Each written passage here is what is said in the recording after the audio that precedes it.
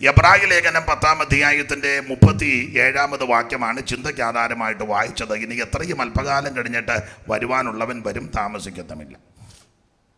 ചിലർ താമസമെന്ന് വിചാരിക്കുന്നത് പോലെ കർത്താവ് തൻ്റെ വാഗ്ദത്തം നിവർത്തിപ്പാൻ താമസിക്കുന്നില്ല. ഈ ചിലരെന്നുള്ളത് പുറത്തുള്ള ആൾക്കാരല്ല, ഇതിനകത്തുള്ള ആൾക്കാരാണ്.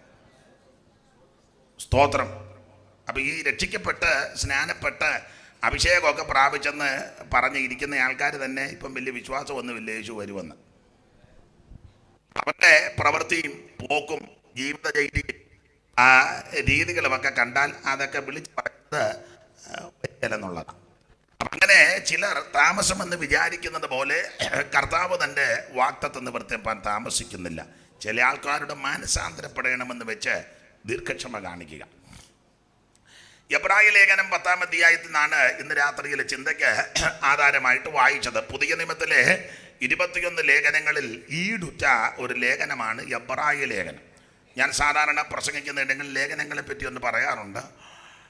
പുതിയ നിയമത്തിലെ 21 ലേഖനങ്ങളിൽ നമുക്കറിയാം സിംഹഭാഗ ലേഖനങ്ങളും ദൈവത്തിൻ്റെ ദാസനായ പൗലൂസിനാൽ എഴുതപ്പെട്ട ലേഖനങ്ങളാണ്.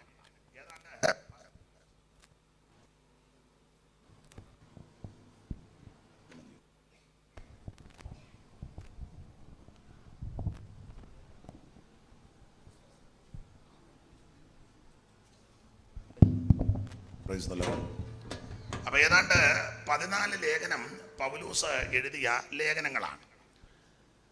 ഈ പൗലൂസിൻ്റെ 14 ലേഖനങ്ങളെ ദൈവശാസ്ത്രപരമായിട്ട് പഠിക്കുമ്പോൾ അല്ലെങ്കിൽ പഠിപ്പിക്കുമ്പോൾ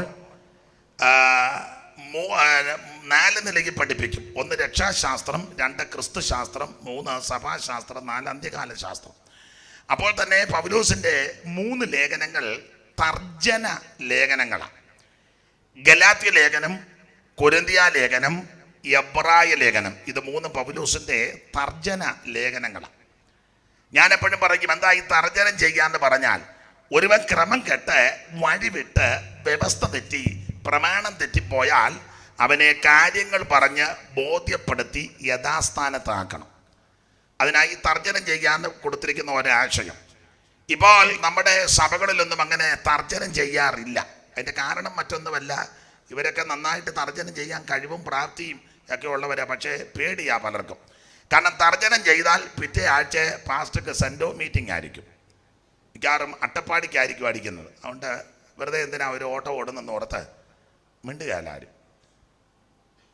ദൈവത്തിൻ്റെ ദാസന്മാരുടെ സഹധർമ്മണിമാരും ചിലപ്പോൾ പറയും, അച്ചാഞ്ചും ആവശ്യമില്ലാത്തൊന്നും പറയേണ്ട, സങ്കീർത്തനം എല്ലാം വായിച്ച് ചാനിരുഗത്തിൻ്റെ ഒരു ദൂത് പറഞ്ഞാൽ മതി. ഇയാൾ ഈ ഉപദേശവും പ്രമാണവും എല്ലാം കൂടെ പറഞ്ഞ് ആരും ഗുണപ്പെടാനായി എനിക്കിതെല്ലാം കെട്ടിപ്പാറി വലിച്ചു കെട്ടി കൊണ്ടുപോകാനൊന്നും സ്ത്രീകൾക്ക് ആ ബുദ്ധിമുട്ട്. കാരണം ഒരു സ്ഥലത്ത് നിന്ന് ട്രാൻസ്ഫർ ആകണമെങ്കിൽ ഒരു 2-3 മാസം മുമ്പ് ഇതെല്ലാം പറക്കി കെട്ടിയെങ്കിലേ ഒന്ന് ഓർഡറി വരുവുള്ളൂ. ചെന്ന് ചെല്ലുന്നിടത്ത് ഒരു 3 മാസം ആയെങ്കിൽ ഇതെല്ലാം കൂടെ ഒരു ഓർഡറി വരുവുള്ളൂ. അപ്പം ആണ്ടോടാണ്ടൊക്കെ പുള്ളി ഓരോ പ്രസംഗത്തിൽ ട്രാൻസ്ഫർ കിട്ടുകയാണ് എവരാ ഓഴയെന്ന്. അപ്പം അതുകൊണ്ട് എല്ലാവരും ഊണറൊക്കെ ഒക്കെ തഞ്ചി കഴിയുമ്പം ചിലർ ദൈവരാശിമാർ പറയും, ആവശ്യമില്ലാത്ത കാര്യമൊന്നും പറയണ്ട, കഴിഞ്ഞ ആഴ്ച ഇച്ചിരി കൂടിപ്പോയി, അതൊന്നും വേണ്ട, നമ്മളെങ്ങനെയാലും 2-3 കൊല്ലം ഇവിടെ തികച്ച് പിടിച്ച് നിൽക്കണം, കൊച്ചിനെ ചേർത്തിട്ടുണ്ട്, പല കാര്യങ്ങളുണ്ട്, നമ്മളിമ്മ ഊതാശോ ആ പ്രമാണമാണെന്നും പറഞ്ഞ് ഇവിടെ കിടന്ന് 91 സങ്കീർത്തനം അങ്ങ് വായിച്ച് പറഞ്ഞാൽ മതി. അതാകുമ്പോൾ ആർക്കും ഒരു കുഴപ്പവും. അപ്പം അത് അവർക്ക് ബുദ്ധിമുട്ടുള്ളത് കൊണ്ടാണ്. എന്നാൽ തർജ്ജനം ചെയ്യണം എന്നുള്ളത് ദൈവഹിതമാണ്. പൗലോസ് ആ കാര്യം വളരെ കർക്കശമായി പറഞ്ഞു. ഇങ്ങനെ പറഞ്ഞിരിക്കുന്നത്, വചനം പ്രസംഗിക്കുക, സമയത്തിലും അസമയത്തിലും ഒരുങ്ങിയിരിക്കുക, പിന്നെ സകല ദീർഘക്ഷമയോടും ഉപദേശത്തോടും കൂടെ ശാസിക്കുക. അടുത്തൊരു പദമുണ്ട്, എന്തുവാ? തർജ്ജനം ചെയ്യുക. ദൈവഹിതമാണ്. ഈ വചനം പ്രസംഗിക്കണമെന്ന് പൗലോസ് തിമത്തിയോസിനോട് പറയാൻ കാരണം, ഇപ്പോൾ വചനം പലയിടത്തും പ്രസംഗിക്കുന്നില്ല. ഇതിനകത്തെല്ലാം മായം ചേർത്തും കൂട്ട് ചേർത്തും ഒക്കെ ആയി പറയുന്നത് ശരിയായ നിലയിൽ പലരും പറയുന്നില്ല. അത് പലർക്കും അറിയാൻ പാടില്ല എന്നിട്ടല്ല. എന്നേക്കാൾ നന്നായിട്ട് ദൈവവചനം സംസാരിക്കുന്ന, പഠിപ്പിക്കുന്ന, അറിവുള്ള, ജ്ഞാനമുള്ള അനേകം 100 കണക്കിന് ദൈവദാസന്മാർ, 100 കണക്കിനല്ല. പക്ഷെ അവർ പലരും പറയാത്തതിൻ്റെ കാരണം പല വിഷയങ്ങളോർത്തായി പറയാത്തത്. 1, സ്തോത്രകാഴ്ച ചിലപ്പോൾ കുറയും. 2, ദശാംശം തരുന്ന പുള്ളി തരികയില്ല. 3, ഈ ബന്ധുക്കാരൊക്കെ സഭയ്ക്കകത്തുണ്ട്. അപ്പം ചിലർക്കൊക്കെ പിന്നെ ബുദ്ധിമുട്ടുണ്ടാകും. അപ്പം ഇങ്ങനെയൊക്കെ പല കാര്യങ്ങൾ ചിന്തിച്ചും ആലോചിച്ചും ഈ തർജ്ജനം ചെയ്യാതെ അറിയാൻ പാടില്ലാഞ്ഞിട്ടല്ല. എന്നാൽ തർജ്ജനം ചെയ്യണം എന്നുള്ളത് ദൈവഹിതമാണ്. അപ്പൊ പൗലോസ് പറയുക വചനം പ്രസംഗിക്കണം. അതെന്താ അങ്ങനെ പറയാൻ കാര്യം? അന്ത്യകാലത്ത് വചനം പ്രസംഗിക്കത്തില്ല പലരും.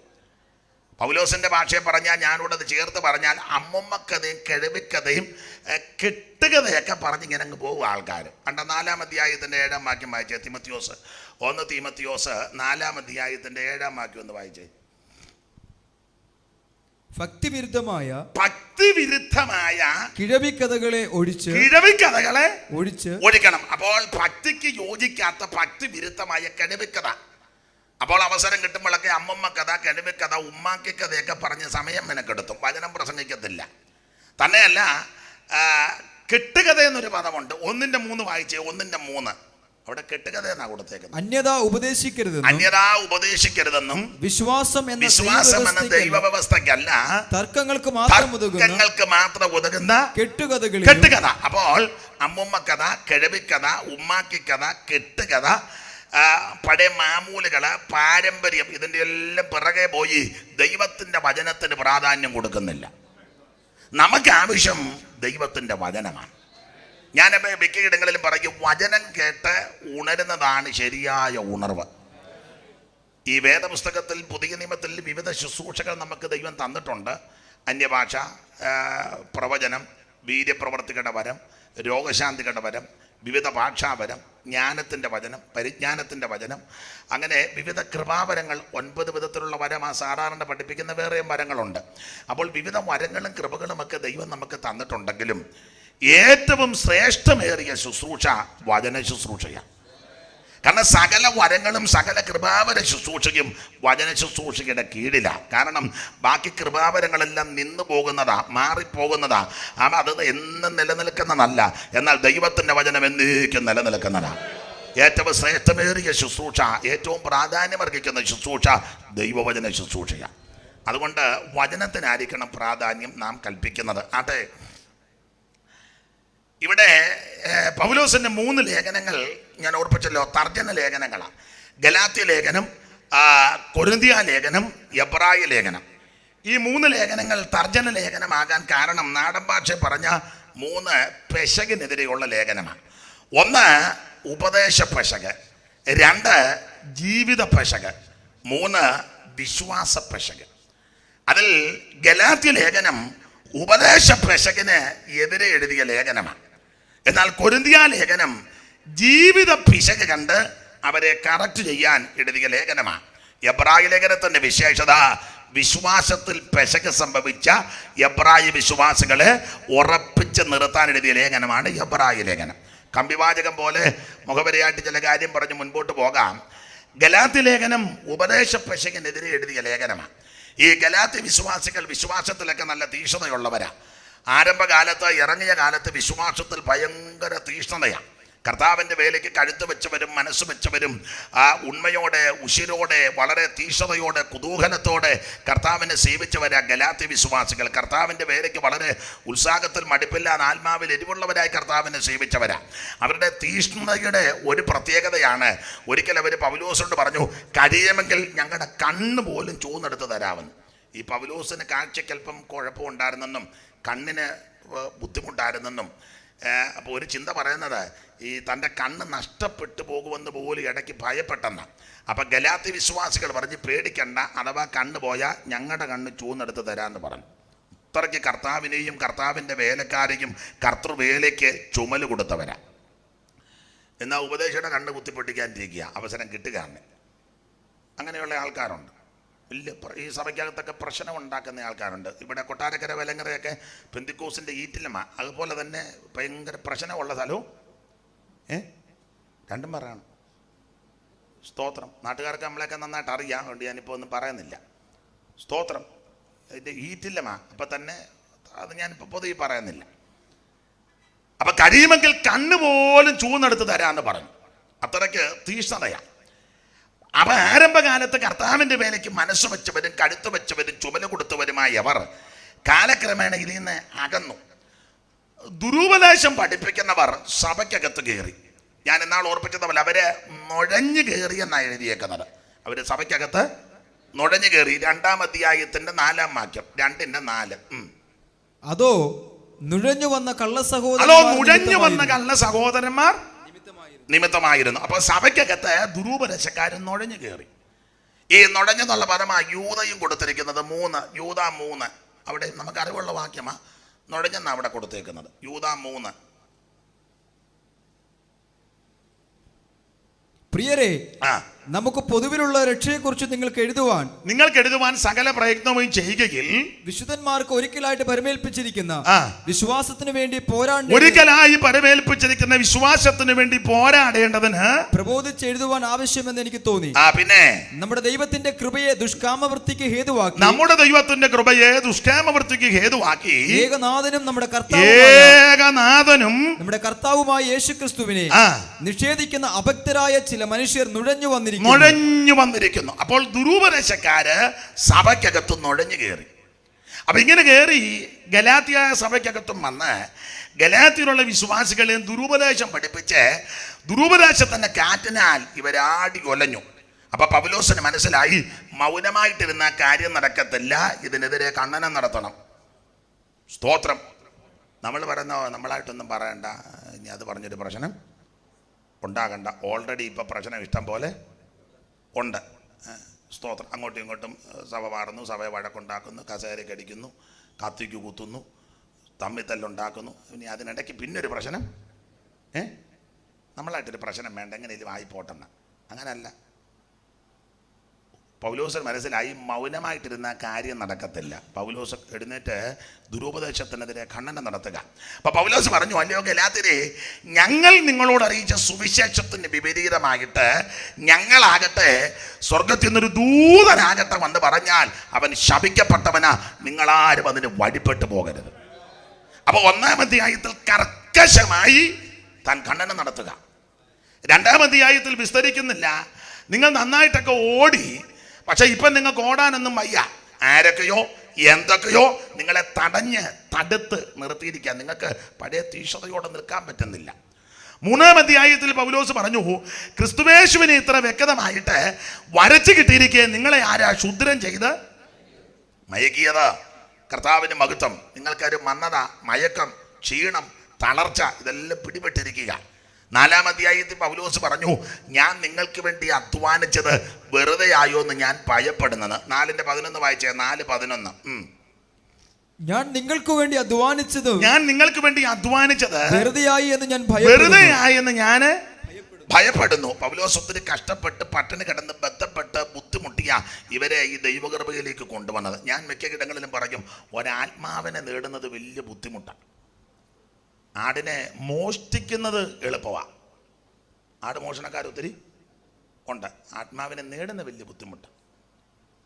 നമ്മളൊരു വീട്ടിൽ ഞാൻ ഇന്നാൾ പറഞ്ഞ പോലെ സുവിശേഷം പറയാനെന്ന് ചെന്നേ, ഗേറ്റിൻ്റെ അവിടെ ചെല്ലുമ്പോഴേക്കും സുവിശേഷ വേലക്കാരൻ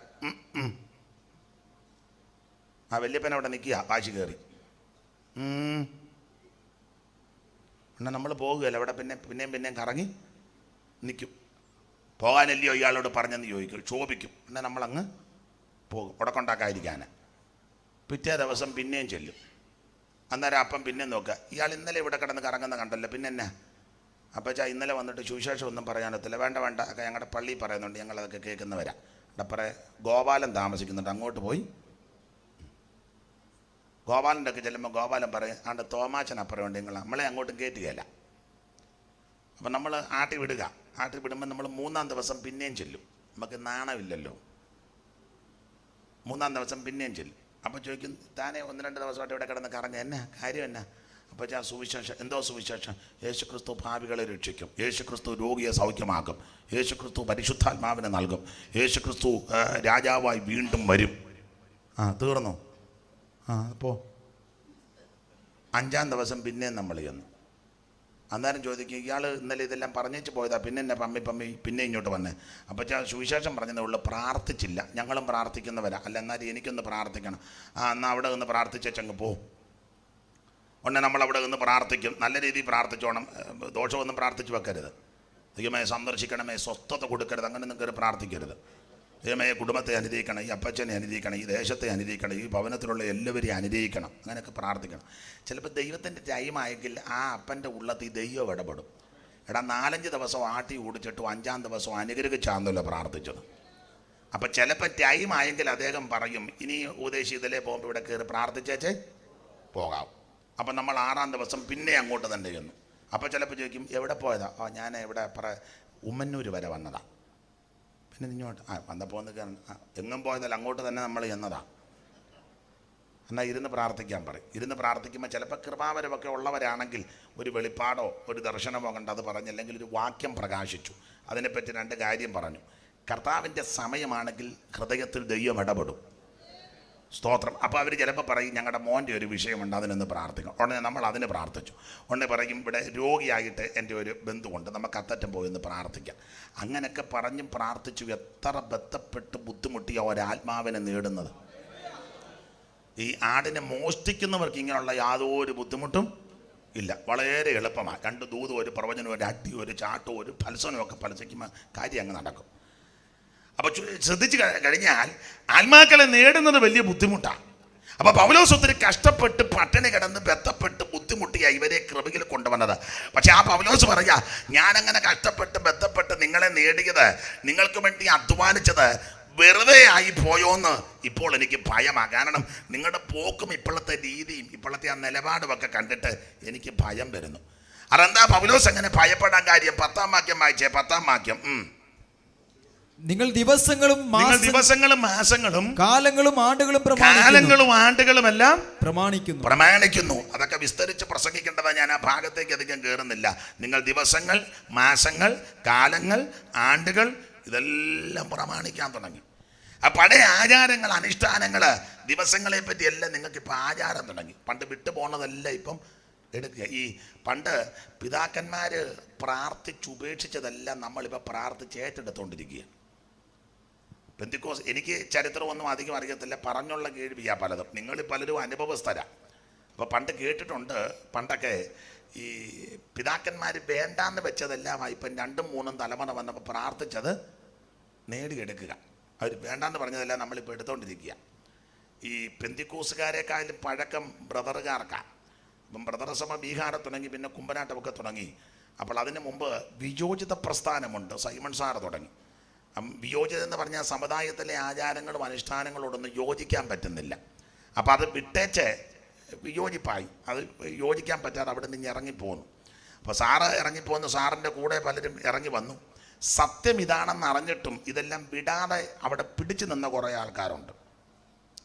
അവർക്കറിയാം ഉപദേശം ഇതാണ്, സത്യം ഇതാണ്, വേർപാട് ഇതാണെന്നൊക്കെ അവർക്കറിയാമെങ്കിലും പല കാര്യങ്ങൾ ഓർത്തവർ വിടാതെ പിടിച്ചു നിന്നു. അപ്പം വിടാതെ നിന്നവരെ അത് വിട്ടേച്ച് വരാൻ വേണ്ടി സാറ് ഈടുറ്റ പ്രസംഗങ്ങൾ നടത്തി. ഖണ്ഡന പ്രസംഗവും ഉപദേശങ്ങൾ തെളിയിച്ചും ഒക്കെ നടത്തി. അപ്പോൾ തന്നെ സാറ് നല്ല പാട്ട് എഴുതി, ഈടുറ്റ ഗാനങ്ങളാണ്. അപ്പം അങ്ങനെ അവർ വിട്ടുപോരാനുള്ള ഉദ്ദേശത്തോടെ സാറ് പാട്ടെഴുതി. ആ പാട്ടിൻ്റെ 1-2 വരി പാടാൻ എന്നാലും വരികളങ്ങ് പറയാം. അപ്പം ഈ സമുദായത്തിലെ ആചാരങ്ങളും അനുഷ്ഠാനങ്ങളും തെറ്റാണെന്ന് മനസ്സിലായിട്ടും അത് വിടാതെ പിടിച്ചു നിൽക്കുന്ന ആൾക്കാർ വിട്ടേച്ച് വരാൻ വേണ്ടി സാറ് പാട്ടെഴുതി. ആ പാട്ടിൻ്റെ വരി അറിയാവുന്നവർ ചേർന്ന് പാടുന്ന പഴയ പാട്ടാ. വാമേലെബാനോനെ വിട്ടുടനെ ക്ഷേമമായി പോരിക നാട്ടിലേക്ക്. വാമേലെബാനോനെ വിട്ടുടനെ ക്ഷേമമായി പോരിക നാട്ടിലേക്ക്. പ്രേമമുള്ളോരാമനാമുകളും ശനിർ ഹെർമോൻ മുടികളും വിട്ട് നീ പോരിക ശാലോമിയെ വരികന്റെ പ്രിയേ ചേലേഴും സ്വർലോക സുന്ദരിയേ. ബാങ്കുകൾ, ചിട്ടികൾ, കമ്പനികൾ തീങ്ക് ചെയ്യും കളിഷോടതികൾ. ബാങ്കുകൾ, ചിട്ടികൾ, കമ്പനികൾ തീങ്ക് ചെയ്യും കളിശോടതികൾ. ജിംനേഷ്യമോടാത നാടകശാലകൾ, ജിംനേഷ്യമോടാത നാടകശാലകൾ എന്നിവയോർത്തു നീ താമസിച്ചിടല്ലേ. ശാലോമിയെ വരി എൻ്റെ പ്രിയേ, ചേലേഴും സ്വർലോക സുന്ദരിയേ. മാളിക വീടുകൾ ഗോപുരങ്ങൾ മേളമേഴുന്ന ദേവാലയങ്ങൾ, കോളേജുകളോടു യൂണിവേഴ്സിറ്റിയും ഏതുമേ നോക്കാതെ പോരികൻ നായികെ. ശാലോമിയെ വരി എൻ്റെ പ്രിയേ, ചേലേഴും സ്വർലോക സുന്ദരിയേ. വേഷവിശേഷങ്ങളാഭരണം ജാതികൾക്കുള്ള ദുരാചരണം. വേഷവിശേഷങ്ങളാഭരണം ജാതികൾക്കുള്ള ദുരാചരണം. പാടാൻ നേരമില്ല. അപ്പൊ ഇതെല്ലാം വിട്ടേച്ച് വരാനാ സാറ് പ്രബോധിപ്പിച്ചെഴുതിയത്. അപ്പൊ അന്നത്തെ പിതാക്കന്മാര് ഇതെല്ലാം വിട്ടു. നമ്മളിപ്പോ ഇതെല്ലാം പ്രാർത്ഥിച്ച് എടുക്കുക. ഈ സാറിൻ്റെ ഭാഷ്യമൊക്കെ വളരെ ശ്രദ്ധേയമാണ്. ബാങ്കുകൾ, ചിട്ടികൾ, കമ്പനികൾ, തീങ്ക് ചെയ്യും കളി ക്ഷോടതികൾ. അപ്പോൾ പണ്ടൊക്കെ പെന്തിക്കോസുകാർ ചിട്ടി നടത്തുകാരെന്നെങ്കിൽ മാനസാന്തരപ്പെടുമ്പോൾ ചിട്ടി അങ്ങ് നിർത്തും. ബിസിനസ് ഉള്ളവർ, ചിട്ടിക്കാർ, കാശ് പലിശയ്ക്ക് കൊടുക്കുന്നവർ, കച്ചവടക്കാർ മാനസാന്തരപ്പെട്ടപ്പോൾ അതങ്ങ് കണ്ണി കച്ചവടവും പ്രമാണവും കൂടെ ഒന്നിച്ച് കള്ളത്തുലാസ് യഹോവയ്ക്ക് വെറുപ്പാ. ഇത് രണ്ടും കൂടെ ഒന്നിച്ച് പോകുകയല്ല. പണ്ടങ്ങനെ ബാങ്ക്, ചിട്ടി, കമ്പനി, ഇപ്പം നമ്മൾ ഫിക്സഡൊക്കെ ഇടുക കൊണ്ടങ്ങ് യഹോവ ഇത്രത്തോളം അതാ അയ്യോ നമ്മൾ എത്രത്തോളം ഞാനൊന്നും പറയുന്നില്ല, വെറുതെ കുറ്റമായിട്ട് പറയുകയല്ല. പണ്ട് വിട്ടതെല്ലാം നമ്മളിപ്പോൾ പ്രാർത്ഥിച്ച് എടുക്കുക. ബാങ്കുകളെ, ചിട്ടികളെ, കമ്പനികൾ തീങ്ക് ചെയ്യും കളി ക്ഷോടതി. തീങ്ക് ചെയ്യുക എന്ന് സാർ ഉദ്ദേശിച്ചത് നശിപ്പിക്കുക. തീങ്ക് ചെയ്യുക, നശിപ്പിക്കുക. തീങ്ക് ചെയ്യും കളി ക്ഷോടതി. ക്ഷോടതി, ക്ഷോടതി എന്ന് പറഞ്ഞാൽ ക്ഷോടതി കോടതിയല്ല. കോടതി നമുക്കറിയാം, കാരണം കേസും വഴക്കും എപ്പോഴും ഉള്ളതുകൊണ്ട്. ഇപ്പം തന്നെ നമ്മുടെ പേര് എത്ര കേസാ നമുക്കറിയാം. കോടതിയല്ല, ക്ഷോടതി. തീങ്ക് ചെയ്യും കളി ക്ഷോടതി. ക്ഷോടതി എന്ന് പറഞ്ഞാൽ ഭാഗ്യക്കുറി, ലോട്ടറി, അതാ ക്ഷോടതി. അപ്പോൾ തീങ്ക് ചെയ്യും കളി ക്ഷോടതി. നാടൻ ഭാഷ പറഞ്ഞാൽ പണ്ട് പെന്തിക്കോസുകാർ മിക്കവരും എന്നല്ല, പണ്ടൊന്നും ലോട്ടറി എടുക്കുകയല്ല. ഇപ്പം എടുക്കുന്ന ചിലരൊക്കെ ഉണ്ട്. പൂട്ടാൻ ടാറ്റ എടുത്ത് വെച്ച് ബൈബിൾ വെച്ച് അടിക്കണേ അടിക്കണേ അടിക്കണേ എന്ന് പറഞ്ഞിരിക്കുക. ആരടിക്കാന്? കാരണം എവിടുന്നാ ഒരു നന്മയുടെ വഴി തുറക്കുന്നെന്ന് അറിയത്തില്ല. നമ്മൾ ജീവനുള്ള ദേശത്തെ യഹോവയുടെ നന്മ കാണുമെന്ന് വിശ്വസിച്ചില്ലെങ്കിൽ അടിക്കണേ അടിക്കണേ എന്ന് പറഞ്ഞിരിക്കുക. അപ്പൊ പിതാക്കന്മാർ ഇച്ചിച്ചിയാണെന്നും വേണ്ടാന്നൊക്കെ പറഞ്ഞത് നമ്മളിപ്പോൾ പ്രാർത്ഥിച്ച് ഏറ്റെടുത്തുകൊണ്ടിരിക്കുക. ഞാൻ വിശദാംശങ്ങളിലേക്കൊന്നും പോകുന്നില്ല. കേട്ടിട്ടുണ്ട്. നിജസ്ഥിതി എത്രയാണെന്ന് അറിയത്തില്ല. പണ്ട് മരുന്നെടുക്കുന്നവർക്ക് കർത്തനമേശ കൊടുക്കുകയില്ലായിരുന്നെന്നൊക്കെയാ കേട്ടേക്കുന്നത്. അങ്ങനില്ലയോ അച്ഛാ?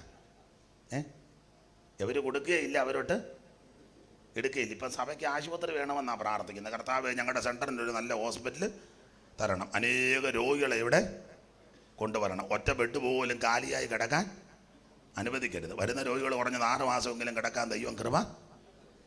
കാശ് വേണ്ടേ? സ്തോത്രം. പണ്ട് വേണ്ടാന്ന് വെച്ചതൊക്കെ നമ്മളിപ്പോൾ എടുക്കുക.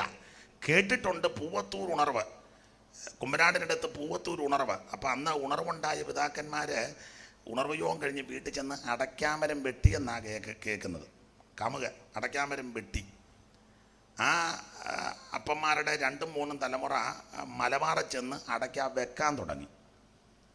ഇവിടെ വെട്ടിയ പുള്ളിക്കാരവിടെ ചെന്ന് വെക്കാൻ തുടങ്ങി. കുറ്റമായിട്ട് പറഞ്ഞതല്ല, നമ്മളെല്ലാം ഒത്തിരി അകന്നു പോയിട്ടുണ്ട് ദൈവത്തിൽ നിന്നും വചനത്തിൽ നിന്നുമല്ല. ആ പഴയ പ്രതിഷ്ഠ എന്നൊക്കെ ഒത്തിരി അകന്നു. പണ്ട് നമ്മുടെ ഇടയിൽ തന്നെ ഉള്ള ഒരു വിഭാഗക്കാർ പണ്ട് കർത്താവ് പെട്ടെന്ന് ഇവിടുന്ന് പോകണമെന്ന് ഓർത്ത് പിന്നെ സഭയ്ക്ക് സ്ഥലവും വത്തും ഒന്നും മേടിക്കുകയില്ലായിരുന്നു. ഇപ്പം അവർക്കുള്ളതുപോലെ സ്ഥലവും വത്തും തമാശ പറഞ്ഞല്ല, കാകളം അങ്ങോട്ടൊന്നും എനിക്ക് ഇവിടുന്ന് പെട്ടെന്ന് പറക്കുകയില്ലയോ. അപ്പോൾ ഇവിടെ ഒന്നും വേണ്ട. ഇപ്പം പണ്ട് കുറ്റം പറഞ്ഞതല്ല, പരമാർത്ഥമായി പറയാന്നേ, പണ്ട് വസ്തുവും സ്ഥലവും ഒന്നും മേടിക്കുകയല്ല, എല്ലാം വാടകയ്ക്കാം. കാരണം യേശു വരും പെട്ടെന്ന് ഇവിടുന്ന് പോകണം. അപ്പം അതിന് കാശ് ഇപ്പം മേടിച്ച് അങ്ങ് കൂട്ടുക. അപ്പം കുറ്റമായിട്ടല്ല, ഞാൻ എല്ലാവരുടെയും കാര്യമായി പറയാന്നേ. ഒത്തിരി പേര്, ഞാനും നിങ്ങളുമെല്ലാം ഒത്തിരി അകന്ന് മാറിപ്പോയിരിക്കുക. ഇന്ന് രാത്രി അകന്നു പോയവരെല്ലാം ദൈവത്തോട് അടുത്ത് വരണം. ആട്ടെ, നമ്മുടെ വിഷയത്തിലേക്ക് വന്ന ഭാഗം മുൻപോട്ട് പോകാം. പൗലോസ് പറയാം, നിങ്ങൾ ദിവസങ്ങൾ, മാസങ്ങൾ, കാലങ്ങൾ, ആണ്ടുകളെല്ലാം പ്രമാണിക്കാൻ തുടങ്ങി. ഞാൻ നിങ്ങൾക്ക് വേണ്ടി അധ്വാനിച്ചത് വെറുതെ ആയോ എന്ന് ഇപ്പം ഭയപ്പെടുക. ഒത്തിരി ആചാരങ്ങൾ നമ്മുടെ ഇടയിൽ കാണാൻ വന്നിരിക്കുക. മെമ്മോറിയൽ, ബർത്ത്ഡേ, വെഡിങ് ആനിവേഴ്സറി, സപ്തതി, ഷഷ്ടി, നവമി, ഇതിനൊക്കെ ഒത്തിരി ആചാരങ്ങൾ വന്നിരിക്കുക. വേദപുസ്തകം ഇതിനെ അനുകൂലിക്കുന്നില്ല. സ്തോത്രം. കാരണം നമുക്ക് ലഭിക്കുന്ന എല്ലാ ദിവസവും നല്ല ദിവസമാണ്. ഇത് യഹോവയുണ്ടാക്കിയ ദിവസം, ഇത് നാം സന്തോഷിച്ച് ആനന്ദിക്കണം. ഒരു ദിവസത്തിനും പ്രാധാന്യമില്ല, എല്ലാ ദിവസവും നമുക്ക് ദൈവം തരുന്നതാണ്. Praise the Lord. അപ്പം ഇങ്ങനെയുള്ള ആചാരങ്ങളെ, അനുഷ്ഠാനങ്ങളെ, കീഴ്വഴക്കങ്ങളെ, മാമൂലുകളിലേക്കൊന്നും പോകരുത്. ഇന്ന് രാത്രി മടങ്ങി വരണം. ആട്ടെ, ഞാൻ വിവരിക്കുന്നില്ല. ഗലാത്യ ലേഖനം ഉപദേശ പിശകിനെതിരെ എഴുതിയ ലേഖനമാണ്. എന്നാൽ കൊരിന്ത്യ ലേഖനത്തിൻ്റെ പ്രത്യേകത, ജീവിത പിശക് കണ്ട് അവരെ കറക്റ്റ് ചെയ്യാനെഴുതിയ ലേഖനമാണ് കൊരിന്ത്യ ലേഖനം. കാരണം കൊരിന്തിലെ വിശ്വാസികളുടെ വിശേഷത, ഇവരെല്ലാം വചനത്തിലും പരിജ്ഞാനത്തിലുമൊക്കെ നല്ല തികവുള്ളവരാ. ഒരു കൃപാവരത്തിലും കുറവില്ലാത്തവരായിരുന്നു കൊരിന്തിലെ വിശ്വാസികൾ. 1-ാം അധ്യായത്തിന്റെ 4-ാം വാക്യം വായിച്ച ദൈവദാസനെ കൊരിന്ത്യർക്ക് എഴുതിയ 1-ാം ലേഖനം 1:4. നിങ്ങൾക്ക് ക്രിസ്തുയേശുവിൽ നൽകപ്പെട്ട ദൈവകൃപ നിമിത്തം, നിങ്ങൾക്ക് ക്രിസ്തുയേശുവിൽ നൽകപ്പെട്ട ദൈവകൃപ നിമിത്തം ഞാൻ എന്റെ ദൈവത്തിന് നിങ്ങളെക്കുറിച്ച് എപ്പോഴും സ്തോത്രം ചെയ്യുന്നു. ക്രിസ്തുവിന്റെ സാക്ഷ്യം നിങ്ങൾ ഉറപ്പായിരിക്കുന്നത് പോലെ, ക്രിസ്തുവിന്റെ സാക്ഷ്യം നിങ്ങളിൽ ഉറപ്പായിരിക്കുന്നത് പോലെ, അവനിൽ നിങ്ങൾ സകലത്തിലും വിശേഷാൽ, സകല വചനത്തിലും, സകല പരിജ്ഞാനത്തിലും സമ്പന്നരായി തീർന്നു. അടുത്തത്, ഇങ്ങനെ നിങ്ങൾ ഒരു കൃപാവരത്തിനും കുറവില്ലാത്തവരായി. എനിക്ക് ഈ വെട്ടം അടിച്ചിട്ട് എനിക്കൊരു സുഖം വരുന്നില്ല. അങ്ങോട്ട് വല്ലതും വെക്കാൻ വെച്ചാൽ കുഴപ്പമുണ്ടോ? നിങ്ങൾക്ക് കുഴപ്പം വരുമോ? എന്നാ അങ്ങോട്ട് തരും. അല്ല മനെ, അത് അങ്ങോട്ടങ്ങ് തിരിച്ചു. ഇതാന്ന് ഏറ്റവും നല്ലതായിരുന്നു. അപ്പം ആർക്കും കുഴപ്പമില്ല. എന്നാലും എന്നെ കിട്ടുകയില്ലായിരിക്കും ഇതിനകത്തല്ലയോ. അവനൊന്നും മിണ്ടുന്നില്ല. എന്തേലും ഒന്ന് പറ. അതുപോലെ അങ്ങോട്ടും വേണ്ട, നന്നമ്മനെ ആർക്കും വേണ്ട. എന്നാ അത് കിട്ടത്തില്ലായിരിക്കും അല്ലയോ? കിട്ടുന്നുണ്ടോ മനെ? യുദ്ധങ്ങളൊന്നും വേണ്ടുന്നില്ലല്ലോ. ഒന്നും മതി. എനിക്ക് കണ്ണ് അടിച്ചിട്ട് തെളിയുന്നുണ്ടോ മനെ?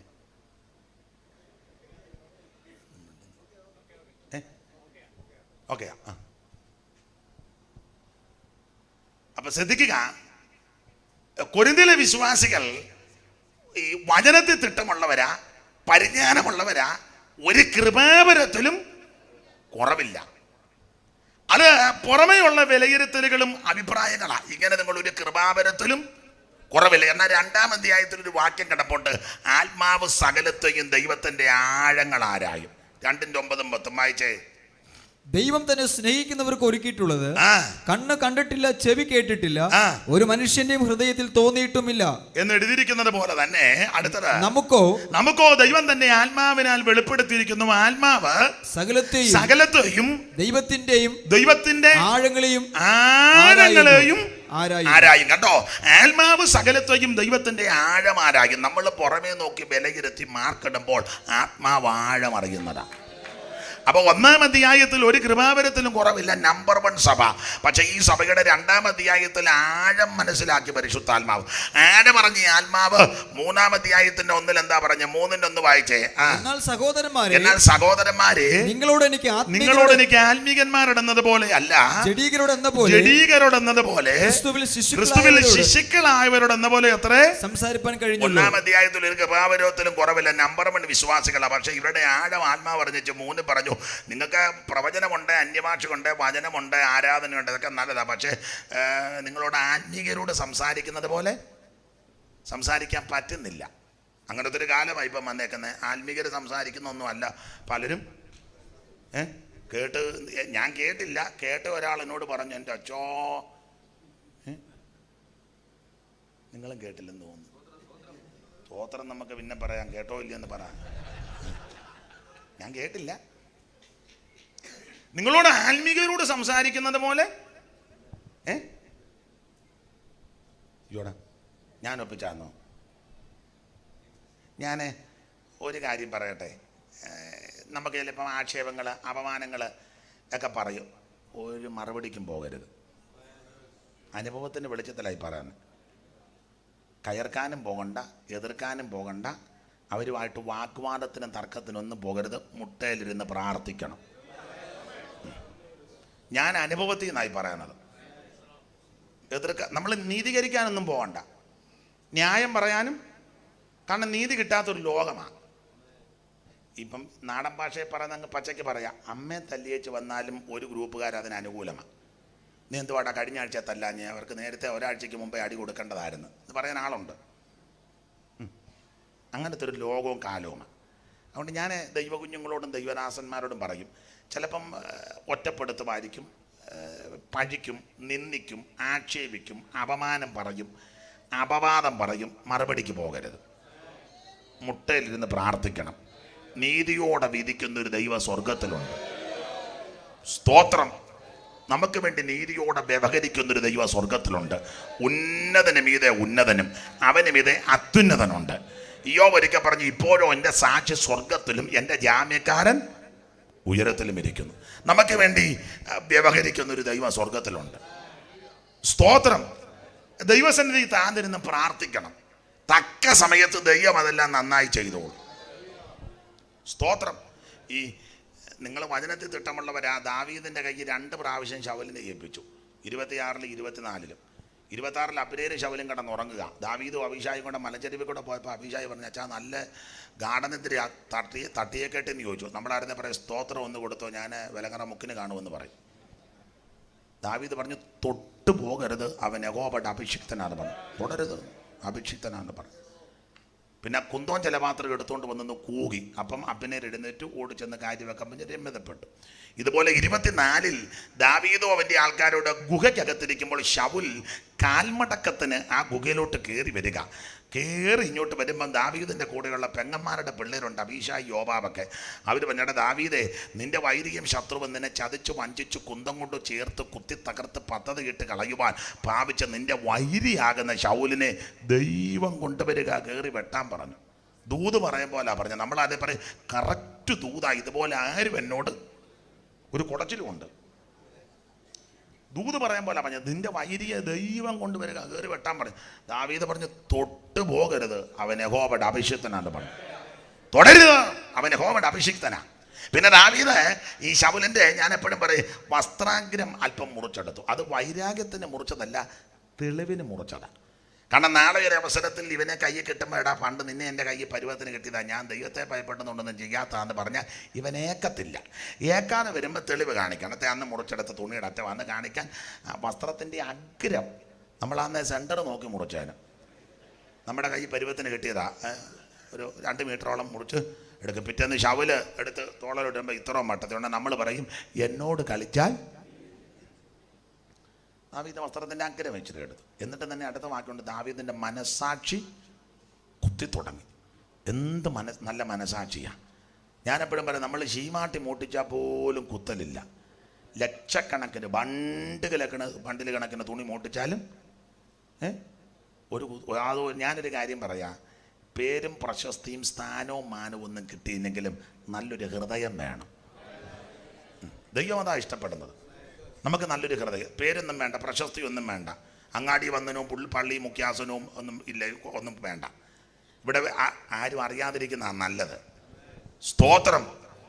ഇവിടെ പേരും പ്രശസ്തി സ്ഥാനവും മാനവും ഒന്നും കിട്ടിയില്ലെങ്കിൽ എന്നെ കേൾക്കുന്ന പ്രിയരെ നല്ലൊരു ഹൃദയം വേണം. ഹൃദയശുദ്ധിയുള്ളവർ ഭാഗ്യവാന്മാർ, അവർ ദൈവത്തെ കാണുമെന്ന. നമുക്ക് നല്ലൊരു ഹൃദയം, മറുപടിക്കൊന്നും പോകരുത്, ശാന്തമായിട്ടിരുന്ന് പ്രാർത്ഥിക്കണം. ഇതെല്ലാം നീതിയോടെ വെളിപ്പെടുന്നൊരു സൂചനമുണ്ട്. ആട്ടെ, നമ്മുടെ വിഷയത്തിലേക്ക് വരാം. ഇതൊക്കെയാണെങ്കിലും സഹോദരന്മാരെ, നിങ്ങളോട് ആത്മീകരോട് സംസാരിക്കുന്നത് പോലെ സംസാരിക്കാൻ വായിച്ചേ 3:1. എന്നാൽ സഹോദരന്മാരെ, നിങ്ങളോട് എനിക്ക് ആത്മീകരോട് എന്ന പോലെയല്ല, നിങ്ങളോട് എനിക്ക് ആത്മീകരോട് എന്നത് പോലെയല്ല, ജഡീകന്മാരോട് പോലെ ക്രിസ്തുയേശുവിൽ ശിശുക്കളായവരോടെന്ന പോലെ അത്രേ സംസാരിപ്പാൻ കഴിഞ്ഞുള്ളൂ. അപ്പൊ ശ്രദ്ധിച്ചേ, ഈ 1-ാം അധ്യായത്തിൽ വചനമുണ്ട്, പ്രവചനമുണ്ട്, പരിജ്ഞാനമുണ്ട്, കൃപാവരം. ഒരു കൃപാവരത്തിലും കുറവില്ല.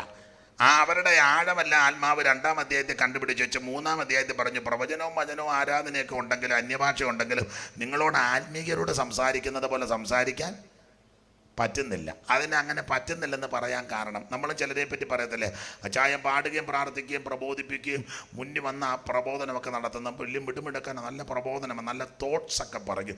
പക്ഷേ പുള്ളിയോട് സംസാരിക്കുന്ന വളരെ അത് തന്നെ ഇവിടെയും പറഞ്ഞു.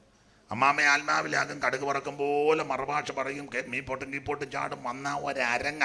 പക്ഷേ പുള്ളിക്കാരോട് സംസാരിക്കുന്ന വളരെ സൂക്ഷിച്ചു വേണം. അത് തന്നെ ഇവിടെയും പറഞ്ഞു. നിങ്ങളോട് ആത്മീകരോട് സംസാരിക്കുന്ന പോലും സംസാരിക്കാൻ പറ്റുന്നില്ല.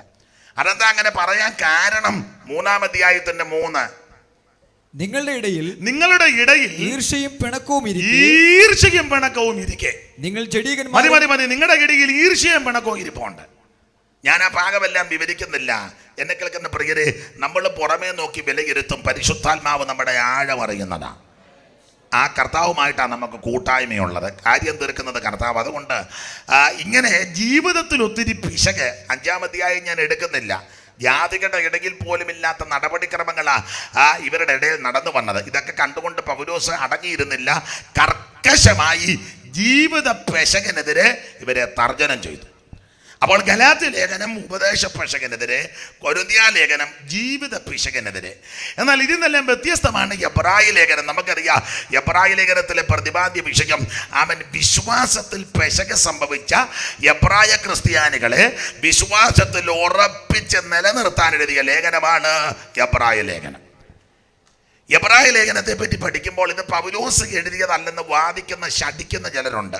ബർന്നബാസ് ആണെന്നും അപ്പൊല്ലോസ് ആണെന്നും അല്ലെങ്കിൽ അക്കിലാവും പ്രിസ്കില്ലയും കൂടെ ചേർന്നെടുത്തിയെന്നും വേറെ ചില പ്രിയപ്പെട്ടവർ എഴുതിയെന്നൊക്കെ വാദിക്കുന്ന, ശഠിക്കുന്ന, സ്ഥാപിക്കാൻ തുനിയുന്ന പലരുണ്ട്. എന്നാൽ എബ്രായ ലേഖനം നന്നായി പഠിക്കുന്ന, പരിശോധിക്കുന്ന, വായിക്കുന്ന, വ്യാഖ്യാനിക്കുന്ന ഒരു വേദ പഠിതാവിന് മനസ്സിലാകും ഇത് പൗലോസിനാൽ എഴുതപ്പെട്ട ലേഖനമാണ്.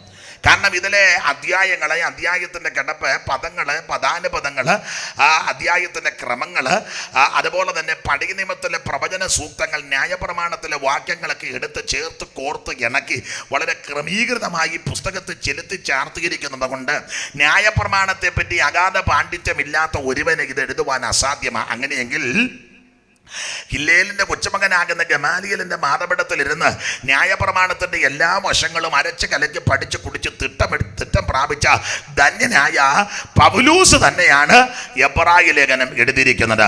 എബ്രായ ലേഖനം പൗലോസിനാൽ എഴുതപ്പെട്ട ലേഖനമാണ്. ഞാൻ എല്ലാ ഭാഗത്തേക്കും പോകുന്നില്ല. എബ്രായ ലേഖനം എഴുതാന്നുള്ളതിന്റെ ഒരു കാരണം, വിശ്വാസത്തിൽ പിശക് സംഭവിച്ച എബ്രായ ക്രിസ്ത്യാനികളെ വിശ്വാസത്തിൽ ഉറപ്പിച്ച് നിലനിർത്താൻ എഴുതിയ ലേഖനമാണ് എബ്രായ ലേഖനം. എബ്രായ വിശ്വാസികളെ പറ്റി പഠിക്കുമ്പോൾ ഇവരിൽ സിംഹഭാഗം ആൾക്കാരും യഹൂദ മതം വിട്ട് നസറായ മതത്തിൻ്റെ പുറകെ വന്നവരാ. ഈ മാർഗമെന്നൊക്കെയാ പറയേണ്ടത്. പക്ഷേ ഇപ്പം ഞാനങ്ങനെ മാർഗമെന്ന് പറയാറില്ല. ഇപ്പം ഇത് മതമായി തീർന്നിരിക്കുക. പണ്ടൊക്കെ മാർഗമെന്ന് പറയാം, ഇപ്പം ഇത് മാർഗമല്ല, മതമായിരിക്കുക. കാരണം അവിടെ ഉള്ളതല്ല ഇപ്പം ഇവിടെ ആയി വരുന്നൊരു കാലമാണ്. പക്ഷെ ഇതിനകത്ത് ജീവിക്കുന്ന ദൈവകുഞ്ഞുങ്ങളുണ്ട്, അവരെ ഓർത്ത് ദൈവത്തിന് മഹത്വം. അപ്പോൾ ഈ യഹൂദമതം വിട്ട് ഇവര് യേശുവിൻ്റെ മാർഗത്തിൽ അല്ലെങ്കിൽ ഈ മതത്തിലേക്ക് വരുവാനിടയായി. ഒരു യഹൂദ മതം വിടുക എന്ന് പറഞ്ഞാൽ ചെറിയ കാര്യമല്ല. ജാതികളിൽ ശ്രേഷ്ഠനായ യഹൂദൻ ദൈവത്തിൻ്റെ സ്വന്തം ജനമാണ്, ദൈവം തിരഞ്ഞെടുക്കപ്പെട്ട ജാതിയാ, ആ ദൈവത്തിൻ്റെ സ്വന്തം ജനമാണ്, ദൈവത്തിന് പ്രത്യേക സമ്പത്ത. അബ്രഹാം എന്ന വ്യക്തിയിൽ നിന്ന് ഈ ജനത, ഈ ജാതി, ഈ വംശം ഉടലെടുത്തിരിക്കുന്നത്. എബ്രായർക്ക് വിശേഷതകളുണ്ട്. ഒരു നല്ല യഹൂദനെ കണ്ടാൽ അറിയാം. യഹൂദൻ ഏത് ആൾക്കൂട്ടത്തിൽ നിന്നാലും ഏത് ഇടയിൽ ചെന്ന് കയറിയാലും അവനെ കണ്ടാൽ അറിയാം. സ്വഭാവം കൊണ്ടും വസ്ത്രധാരണം കൊണ്ടും സംസാരം കൊണ്ടും ശരീരപ്രകൃതി കൊണ്ടും അവൻ്റെ എല്ലാ ഇടപാടുകളുണ്ട് യഹൂദനെ കണ്ടാൽ അറിയാം. അതുകൊണ്ടല്ലയോ ശമരിയ പട്ടണത്തിൽ യേശു കർത്താവ് വന്നപ്പോൾ ആ സ്ത്രീയോട് വെള്ളം ചോദിച്ചു, കുടിക്കാൻ വെള്ളം തരുമോ എന്ന് ചോദിച്ചപ്പോൾ അവളുടനെ വെള്ളം തരാമെന്നോ ഇല്ലയോ എന്നല്ല പറഞ്ഞത്, യഹൂദനായ നീ ശമരിയാക്കാരിയായ എന്നോട് കുടിപ്പാൻ വെള്ളം ചോദിച്ചു. അവനെ കണ്ടപ്പോഴേ പിടികിട്ടി ഇവൻ യഹൂദനാണെന്ന്. അപ്പോൾ നല്ലൊരു യഹൂദനെ കണ്ടാൽ അറിയാം. ഈ യഹൂദൻ ഒത്തിരി വിശേഷതയുണ്ട്. എന്താ യഹൂദന്റെ വിശേഷത? ഒരു വാക്യം വായിച്ചേ, ആ റോമാലേഖനം 9-ാം അധ്യായത്തിന്റെ 3-4 വാക്യം. യഹൂദന്റെ വിശേഷത റോമാലേഖനം 9:3-4. ജഡപ്രകാരം എന്റെ ചാർച്ചക്കാരായ എന്റെ സഹോദരന്മാർക്ക് വേണ്ടി ഞാൻ തന്നെ ക്രിസ്തുവിനോട് വേർപെട്ട് ശാപഗ്രസ്തനാവുവാൻ ഞാൻ ആഗ്രഹിക്കുമായിരുന്നു. അടുത്ത വാക്യം, അവർ ഇസ്രായേലിയർ പുത്രത്വവും തേജസ്സും നിയമങ്ങളും ന്യായപ്രമാണവും ആരാധനയും വാഗ്ദത്തങ്ങളും അവർക്കുള്ളത്, അവർക്ക് മാത്രമുള്ളത്. പിന്നെ പിതാക്കന്മാരും അവർക്ക് മാത്രമുള്ളത്. പിന്നെ ജഡപ്രകാരം ക്രിസ്തുവും അവരിൽ നിന്നല്ലോ ഉത്ഭവിച്ചത്. അപ്പൊ ഇതൊക്കെ യഹൂദന്റെ വിശേഷതയാ. പുത്രത്വം, ന്യായപ്രമാണം, വാഗ്ദത്തം, ആരാധന, ഇതെല്ലാം യഹൂദന് മാത്രം. പിതാക്കന്മാരും അവർക്കുള്ളത്. ജഡപ്രകാരം ക്രിസ്തുവും അവരിൽ നിന്ന് ഉത്ഭവിച്ചു. ഇങ്ങനെയൊക്കെ വിശേഷതകൾ, ക്വാളിറ്റിയുള്ള ജനനദികളാണ് എബ്രായ ജനം, യഹൂദ ജനം. അപ്പോൾ ജാതികൾ ശ്രേഷ്ഠര്, ഉപദേശങ്ങളും പ്രമാണങ്ങളും ന്യായപ്രമാണമെല്ലാം അവർക്ക് മാത്രം. പിതാക്കന്മാരും അവർക്ക്. ജഡപ്രകാരം ക്രിസ്തുവും അവരിൽ നിന്ന് ഉത്ഭവിച്ചു. തന്നെയല്ല, ഒരു നല്ല യഹൂദൻ യെരുശലേമിനെ ചുറ്റിപ്പറ്റി നിൽക്കും. കാരണം അവൻ്റെ അഭയകേന്ദ്രം, ആശ്രയ സ്ഥാനം, ആ ആശ്രയ കേന്ദ്രം യെരുശലേമാണ്. കാരണം യെരുശലേമിലാണ് വലിയ പള്ളി ഇരിക്കുന്നത്. ആ പൂർവ്വപിതാവാകുന്ന അബ്രഹാം പണ്ട് ഇസഹാക്കിനെ യാഗം കഴിച്ചത് ആ സ്ഥലത്താണ്. അവിടെയാണ് ദാവീദ് കൊണ്ടുവന്ന് അത് സ്ഥാപിച്ച ഒർണാൻ്റെ കളം. ആ സ്ഥലം തന്നെയാണ് ചരിത്രം പറയുന്നത്. പിന്നത്തേതിൽ ശലോമോൻ ദൈവാലയം പണിതത്. ആ ദൈവാലയം ഇടിഞ്ഞു പോയെങ്കിലും പിന്നത്തേതിൽ സെരുബാബേലിന്റെ നേതൃത്വത്തിൽ വന്ന ആലയം പണിതതും അവിടെ തന്നെ കൊണ്ടുവന്ന ആലയം പണിതു. ഹെരോദാവിൻ്റെ കാലം വന്നപ്പോൾ ആലയം ഒന്നുകൂടെ പുതുക്കി പണിതു. ഇപ്പോൾ അത് പിന്നെ നശിച്ച് ഇപ്പോൾ അവിടെ ആലയമില്ല. ഇനി ഭാവിയിൽ യഹൂദന്മാർ ആ സ്ഥാനത്ത് തന്നെ ആലയം പണിയാവുന്ന പ്രവചനവും വാക്യമൊക്കെ തെളിവ് തരുന്നത്. അപ്പോൾ അങ്ങനെയുള്ള യെരുശലേം യഹൂദൻ അഭയസ്ഥാനമാണ്. ഒരു നല്ല യഹൂദൻ യെരുശലേം വിട്ടങ്ങനെ പോകാറില്ലെന്ന്. യെരുശലേമിനെ ചുറ്റിപ്പറ്റി നിൽക്കും. ഈ യെരുശലേം വിട്ടുപോയാൽ അവർക്കത് വലിയ മനോദുഃഖമുളവാക്കുന്നതാണ്. തന്നെയല്ല, ഇനി അഥവാ എവിടെയും പോയാലും യെരുശലേമിനെ നോക്കി അവർ പ്രാർത്ഥിക്കുന്നത്, യെരുശലേമേ ഞാൻ നിന്നെ മറക്കുന്നുവെങ്കിൽ എൻ്റെ വലങ്കൈ നിന്നെ മറന്നു പോകട്ടെ. യെരുശലേമിനെ എൻ്റെ മുഖ്യ സന്തോഷത്തെക്കാൾ വിലമതിക്കാതെ പോയാൽ എൻ്റെ നാവ് അണ്ണാക്കോട് പറ്റിപ്പോകട്ടെ. അപ്പം യെരുശലേമിനെ മറക്കത്തില്ല. അതുകൊണ്ടാണ് ബാബേൽ സംസ്ഥാനത്തിരുന്നത് ആരെങ്കിലും ആ പ്രാർത്ഥിക്കുന്ന ടൈം വരുമ്പോൾ ആ കിളിവാതിൽ യെരുശലേമിൻ്റെ നേരെ തുറന്നിട്ട് പ്രാർത്ഥിക്കുന്നത്. അപ്പം നല്ല യഹൂദൻ യെരുശലേമിനെ ചുറ്റിപ്പറ്റി നിൽക്കും. ഇത് യെരുശലേമിന് മതിലുകളുണ്ട്, ആ വാതിലുകളുണ്ട്. നമുക്കറിയാം യെരുശലേമിൻ്റെ വാതിലുകൾ ഒന്നും വിസ്തരിക്കുന്നില്ല. ആട്ടിൻ വാതില്, കുപ്പവാതില്, മീൻവാതില്, കുതിരവാതില്, ഹമ്മിദ്കാദ് വാതില്, നീർവാതില്, താഴ്വര വാതില്, പടയ വാതില്, എബ്രയീം വാതില്, കോൺ വാതില്, കിഴക്കേ വാതിൽ, ഇങ്ങനെ വാതിലുകളെല്ലാം തൊടുത്ത് വെച്ചിട്ടുണ്ട്. ഈ പട്ടണം വളരെ മനോഹരമായ പട്ടണമാണ്. ആ തമ്മിൽ ഇണങ്ങിയ നഗരമായി പണിതിരിക്കുന്ന യെരുശലേം. ഇങ്ങനെ യെരുശലേമിനെ ചുറ്റിപ്പറ്റി അവർ നിൽക്കും. യെരുശലേം അവൻ്റെ ആശ്രയ കേന്ദ്രമാണ്. ജാതികൾ ശ്രേഷ്ഠന, ന്യായപ്രമാണങ്ങളും വാഗ്ദത്തങ്ങൾ ഇവർക്ക് മാത്രം. തന്നെയല്ല, വലിയ പള്ളി യെരുശലേമില്ല. 3 പ്രാകാരം, വിശുദ്ധ സ്ഥലം, അതിപരിശുദ്ധ സ്ഥലം. അതെല്ലാം യഹൂദന് വളരെ പ്രിയപ്പെട്ടതാ. തന്നെയല്ല, കോടിക്കണക്കിന് വിലമതിക്കുന്ന സ്ഥാപന ജംഗമ വസ്തുക്കൾ വെല്ലുവിളിക്കകത്തുണ്ട്. കോടി തങ്കം കൊണ്ട് പൊതിഞ്ഞതും സ്വർണ്ണത്താൽ നിർമ്മിതമായതും തങ്കനിർമ്മിതമായതും സ്വർണ്ണത്താൽ പുതിയപ്പെട്ടതും നിർമ്മിക്കപ്പെട്ടതുമായ ഉപകരണങ്ങൾ, കോടിക്കണക്കിന് വിലമതിക്കുന്ന സ്ഥാപന ജംഗമ വസ്തുക്കൾ ദൈവാലയത്തിലുണ്ട്. തന്നെയുമല്ല, കൂറിൻ്റെ ക്രമപ്രകാരം നിന്ന് ശുശ്രൂഷിക്കുന്ന പുരോഗത വൃന്ദങ്ങൾ, അബിയ കൂറ് മുതൽ സെക്കറിയ കൂറ് വരെ 24 കൂറിൻ്റെ ക്രമത്തിൽ നിന്ന് ശുശ്രൂഷിക്കുന്ന പുരോഗത വൃന്ദങ്ങൾ. തന്നെയല്ല, ഇവരെ എല്ലാം നിയന്ത്രിക്കുവാൻ മഹാപുരോഗതൻ സ്ഥാനചിഹ്ന വേഷ വിഭൂഷിതനായിട്ട് മഹാപുരോഗതൻ നീളക്കുപ്പായ നെലിയെങ്കിൽ നടുക്കെട്ട് ഏബോധ് മാർപ്പതൊക്കെ തലമുടിയല്ലേ തലയെക്കെട്ട് ഇതൊക്കെ വെച്ച് ആ നല്ല പരുവത്തിന് മഹാപുരോഗതൻ. അപ്പം ഇങ്ങനെയൊക്കെ ഒത്തിരി ഒത്തിരി വിശേഷതകളുള്ള ജാതി ജനതയാണ് എബ്രായജനം. അപ്പം ഇവര് ഇതെല്ലാം വിട്ടേച്ച് യേശുവിൻ്റെ പുറകെ ഇറങ്ങിത്തിരിക്കുക എന്ന് പറഞ്ഞാൽ ചെറിയ കാര്യമല്ല, അത് വലിയ കാര്യമാണ്. സ്തോത്രം. ഞാൻ ഒരു കാര്യം പറയാം. ആരംഭകാലത്ത് കർത്താവിനെ ഉണ്മയോട് സേവിക്കുവാൻ വിശ്വാസത്തിലിറങ്ങിയ പിതാക്കന്മാരുണ്ട്.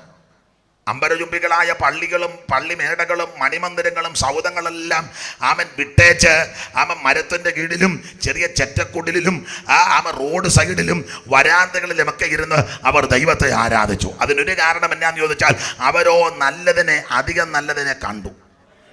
അപ്പൊ ചുരുക്കി പറഞ്ഞാൽ എബ്രായ വിശ്വാസികൾ ഇതെല്ലാം വിട്ടേച്ച് ഇവർ യേശുവിൻ്റെ പുറകെ ഇറങ്ങിത്തിരിച്ചു. ഓടിച്ചു പറയാം, ഈ പ്രാരംഭ സമയം എടുത്ത് ചാടിപ്പോന്നു. കുറച്ച് കഴിഞ്ഞപ്പോൾ ഇവർക്ക് ക്ഷീണമായി. ക്ഷീണിക്കാനുള്ളതിൻ്റെ ഒരു കാരണം, വിട്ടുപോന്നത്, ഉപേക്ഷിച്ചത് അബദ്ധമായോ എന്നുള്ള ചിന്ത ഇവരുടെ അകത്ത് കയറി. ഈ പള്ളിയും പട്ടക്കാരെയും ഈ പ്രൗഢിയും പത്രാസും ഈ ദാടിമോടികളും ഈ അമ്പരചുംബികളായ പള്ളിയും മണിമേടകളും എല്ലാം വിട്ടേച്ച് ഒന്നുമില്ലാത്തവൻ്റെ കൂടെ ഇറങ്ങിത്തിരിച്ചത് അബദ്ധമായോ, നമുക്ക് തട്ടുകേട് പറ്റിയോ, ഇത് അവന് അതേ പോഷത്വമായോ ചെയ്തത് എന്നുള്ള ചിന്ത ഇവരുടെ അകത്ത് കയറി. ചിന്തയകത്ത് കയറി കഴിഞ്ഞപ്പോൾ ഇവർ ക്ഷീണിച്ചു. ക്ഷീണിക്കാൻ പല കാര്യമുണ്ടെല്ലാം വിവരിക്കുന്നില്ല. അകത്ത് ക്ഷീണിച്ചു. ക്ഷീണിച്ചതിന് 2 വാക്ക് തെളിവ്. 2 വാക്യം വായിച്ചേ. ക്ഷീണിച്ചെന്നുള്ളതിന് തെളിവ് 12-ാം അധ്യായം 12-ാം വാക്യവും 6-ാം അധ്യായം 12-ാം വാക്യവും. 6-ന്റെ 12 ആദ്യം വായിച്ചേ. 6-ന്റെ 12. അങ്ങനെ നിങ്ങൾ മന്ദതയുള്ളവരാകാതെ വിശ്വാസത്താലും ദീർഘക്ഷമയാലും വാഗ്ദത്തങ്ങളെ അവകാശമാക്കുന്നവരുടെ അനുകാരികളുമായി തീരും. അങ്ങനെ നിങ്ങൾ മന്ദതയുള്ളവരാകാതെ, ക്ഷീണിച്ചതിന്റെ തെളിവാ മന്ദത പിടിച്ചു. ഇനി 12 കൂടെ വായിച്ചേ. ആകയാൽ തളർന്ന കൈയും കുഴഞ്ഞ മുഴങ്കാലും നിവർത്തുവീൻ. കുഴഞ്ഞ മുഴങ്കാലും നിവർത്തുവീൻ. അപ്പൊ ശ്രദ്ധിക്കുക, 6-ാം അധ്യായം 12-ാം വാക്യത്തിൽ മന്ദതയുള്ളവരായെന്ന ആ നോട്ടോ ഇരിപ്പം കാണുമ്പോൾ അറിയാം എബ്രായ വിശ്വാസികൾക്ക് മന്ദതയായി. ഒന്ന് മന്ദത. 12-ാം അധ്യായം 12-ാം വാക്യത്തിൽ തളർന്ന കൈയും കുഴഞ്ഞ മുഴങ്കാലും. അപ്പൊ ഇതെല്ലാം ക്ഷീണിച്ചു തന്നെ തെളിവാണ്. അപ്പൊ ശ്രദ്ധിക്കുക, എബ്രായ വിശ്വാസികൾ ഇവ ഇറങ്ങിയ കാലത്ത് തീക്ഷണതയോടെ വന്നെങ്കിലും കാലക്രമേണ ഇവർ ക്ഷീണിച്ചു. ഒന്ന് മന്ദതയായി, 2 തളർന്ന കൈയും കുഴഞ്ഞ മുഴങ്കാലും. ഇനി മറുവശമുണ്ട്. ആരംഭകാലത്ത് ഇവരെല്ലാം തീഷ്ണതയോടെ നിന്നവരാ. ഈ മന്ദത പിടിച്ച് മയങ്ങി മത്തുമൊക്കെ പിടിച്ചിരിക്കുന്ന കക്ഷികൾ ആരംഭകാലത്ത്, ഇറങ്ങിയ കാലത്ത് ഭയങ്കര തീഷ്ണതയായിരുന്നു. അതാ 5-ാം അധ്യായത്തിൻ്റെ 12, 14 വായിക്കുമ്പോൾ കാലം നോക്കിയാൽ നിങ്ങളിപ്പോൾ ഉപദേഷ്ടാക്കന്മാർ. അപ്പൊ കാലക്കണക്ക് വെച്ച് നോക്കിയാൽ പഴയ വിശ്വാസികളാ, ഉപദേഷ്ടാക്കന്മാരായിരിക്കേണ്ടവരാ. ആരംഭകാലത്ത് തീക്ഷണതയോടെ നിന്നു. അതിനൊരു തെളിവ് വായിച്ചേ. 10-ാം അധ്യായത്തിന്റെ 32 മുതലുള്ള വാക്യം. ആരംഭത്തിൽ തീക്ഷണതയുള്ളവരായിരുന്നു. 10:32. എന്നാൽ നിങ്ങൾക്ക് പ്രകാശനം ലഭിച്ച ശേഷം നിന്ദകളാലും പീഡകളാലും കൂത്തുകാഴ്ചയായി ഭവിച്ചും ആ വക അനുഭവിക്കുന്നവർക്ക് കൂട്ടാളികളായി തീർന്നു. ഇങ്ങനെ കഷ്ടങ്ങളാൽ വളരെ പോരാട്ടം കഴിച്ച പൂർവകാലം ഓർത്തുകൊള്ളണം. അപ്പൊ പൂർവകാലം കഷ്ടങ്ങളാൽ പോരാട്ടം കഴിച്ചവരും നിന്ദകളും പീഡകളും കൂത്തുകാഴ്ചയായി ഭവിച്ചവരായിരുന്നു ഇവര്. വിശ്വാസത്തിന് വേണ്ടി ഇറങ്ങിയ കാലത്ത് കഷ്ടമൊക്കെ ഇപ്പൊ ഈ പുതിയ ഉപദേശക്കാർ പറയുന്നത് കഷ്ടമൊന്നും വരരുതെന്ന. കഷ്ടം വരുന്നത് ശാപമാണെന്നാണ് പറയുന്നത്. ശാപം മുറിക്കാൻ നടക്കുന്നു, ശാപം അഴിക്കാൻ നടക്കുന്നു. എന്തുവാ അങ്ങനെ ഒരു പദമുണ്ട്. ശാപ വിമുക്തി. ശാപമുക്തി എന്നാണോ? ശാപവിമുക്തി എന്ന് പറഞ്ഞാൽ ശാപം അല്ല, അങ്ങനെയാന്ന് അവര്. നമുക്ക് ശാപമുക്തിയാ, മറ്റവർക്ക് അടിക്കാൻ നടക്കുന്നു. പണ്ടാ 2 ബലൂൺ പൊട്ടിച്ചെന്നൊക്കെ കേൾക്കുന്നു. നേരെ നിൽക്കുന്ന പെണ്ണുങ്ങളെല്ലാം തള്ളി താഴോട്ടിടുന്നു. ചിലങ്ങ് വീഴാൻ തന്നെ എന്ന് നിൽക്കുക. അവനിങ്ങോട്ട് വരുന്നതിന് മുന്നേ താണ്ട് അടക്കുന്നു പറഞ്ഞ് അവള് വീഴുക. അവൻ അടുത്തോട്ട് വന്നേച്ചൊന്ന് വീഴ്.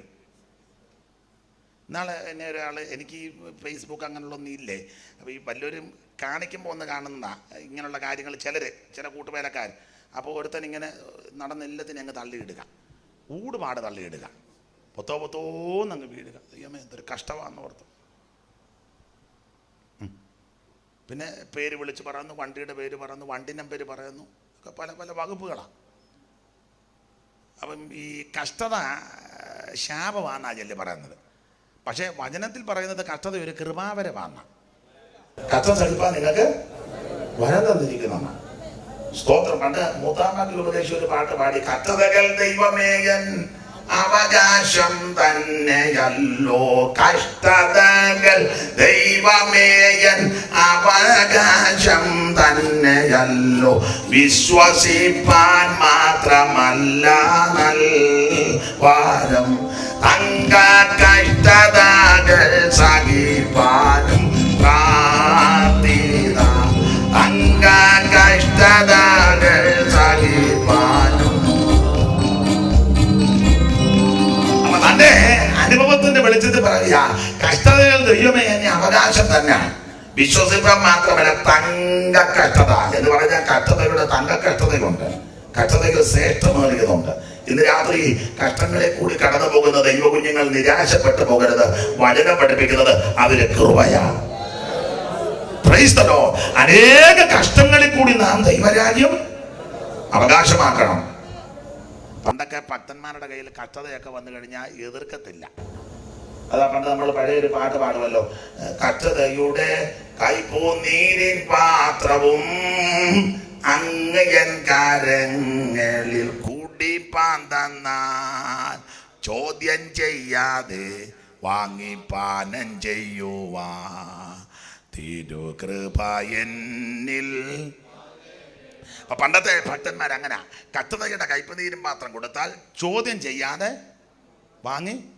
ഇപ്പൊ പാട്ട് തിരുത്തിയ, ഇപ്പോഴത്തെ പാട്ട് തിരുത്താ. ഞാനിങ്ങനെ പറഞ്ഞത്, കഷ്ടതയുടെ കൈപ്പൂനീരിൻ പാത്രവും അങ്ങയൻ കരങ്ങളിൽ കുടിപ്പാൻ തന്നാൽ പാനം ചെയ്യാതെ വാങ്ങി ചോദ്യം ചെയ്യൂ. ഇപ്പൊ പാനം ചെയ്യത്തില്ല, നേരെ വാങ്ങി ചോദ്യം ചെയ്യുന്നു. തല തിരിഞ്ഞു പോയി, മൊത്തം തലതിരിവാന്നല്ലോ.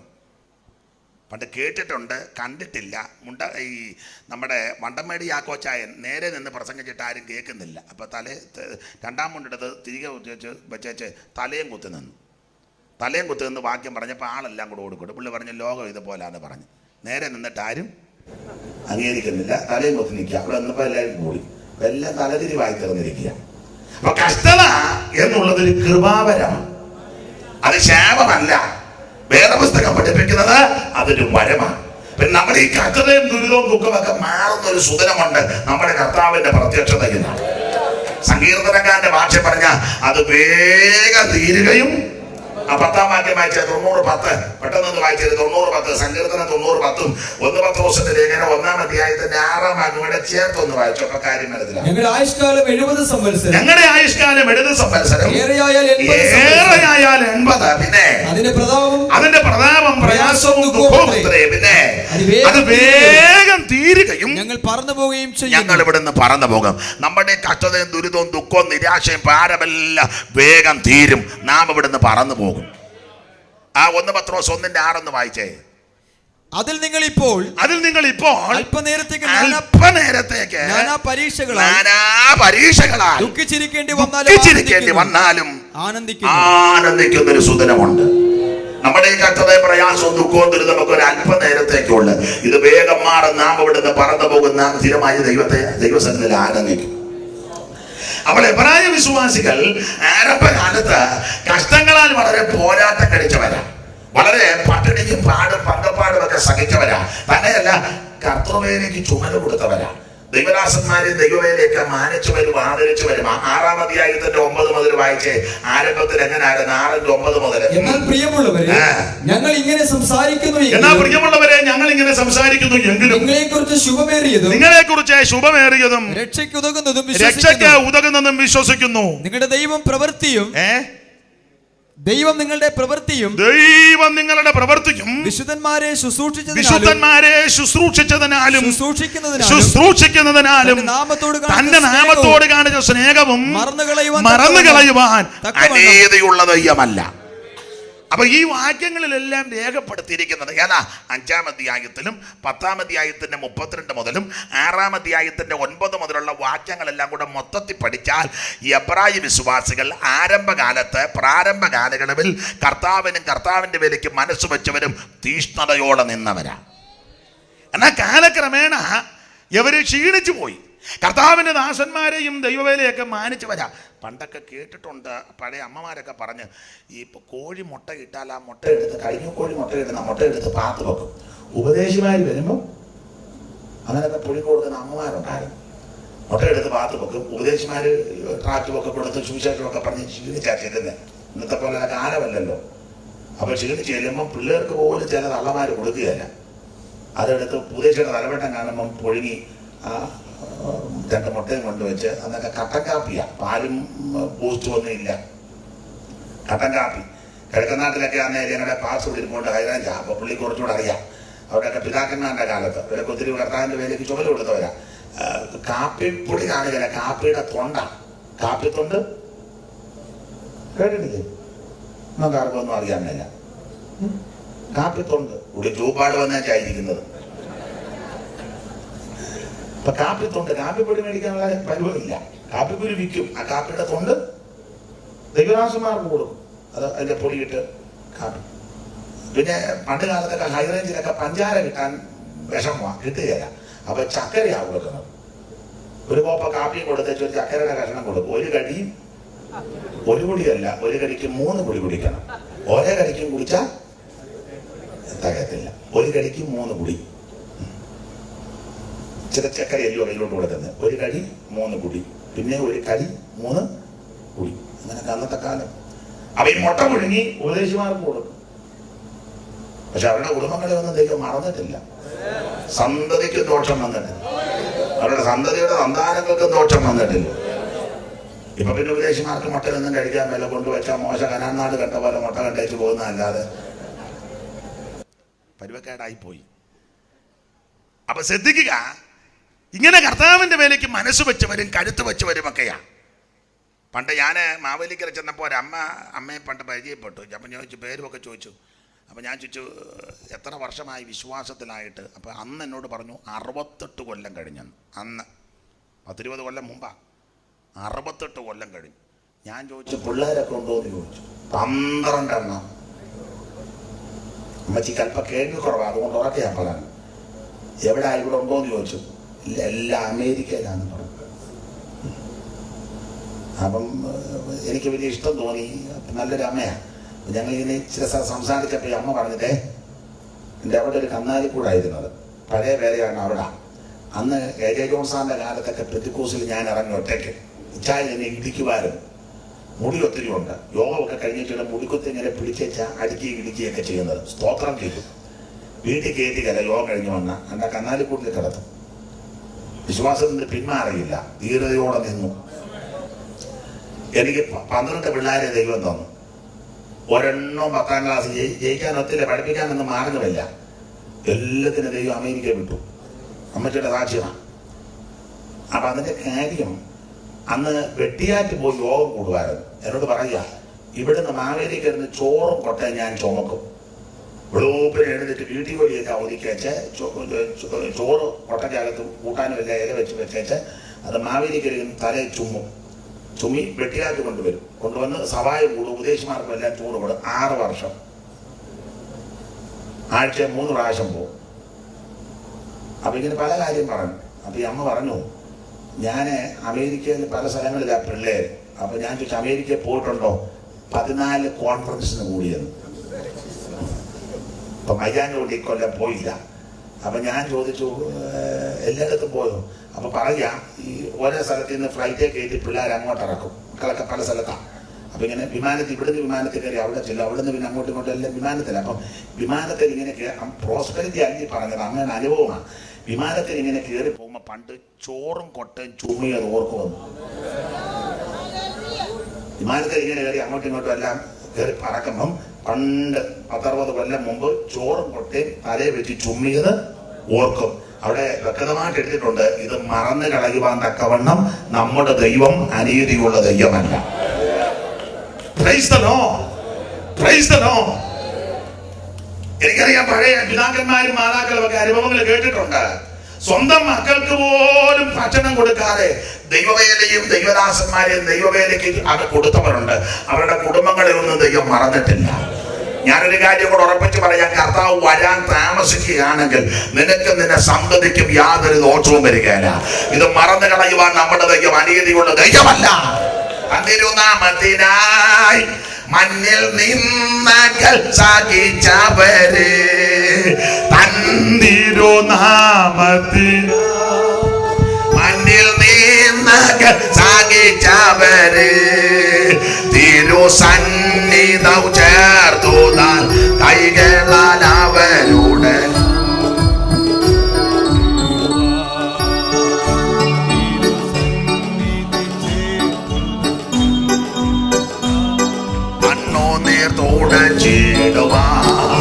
പ്രതിഫലം തന്നിടുവാൻ യേശുരാജൻ വന്നിടുവാൻ അധികമില്ലിനിയും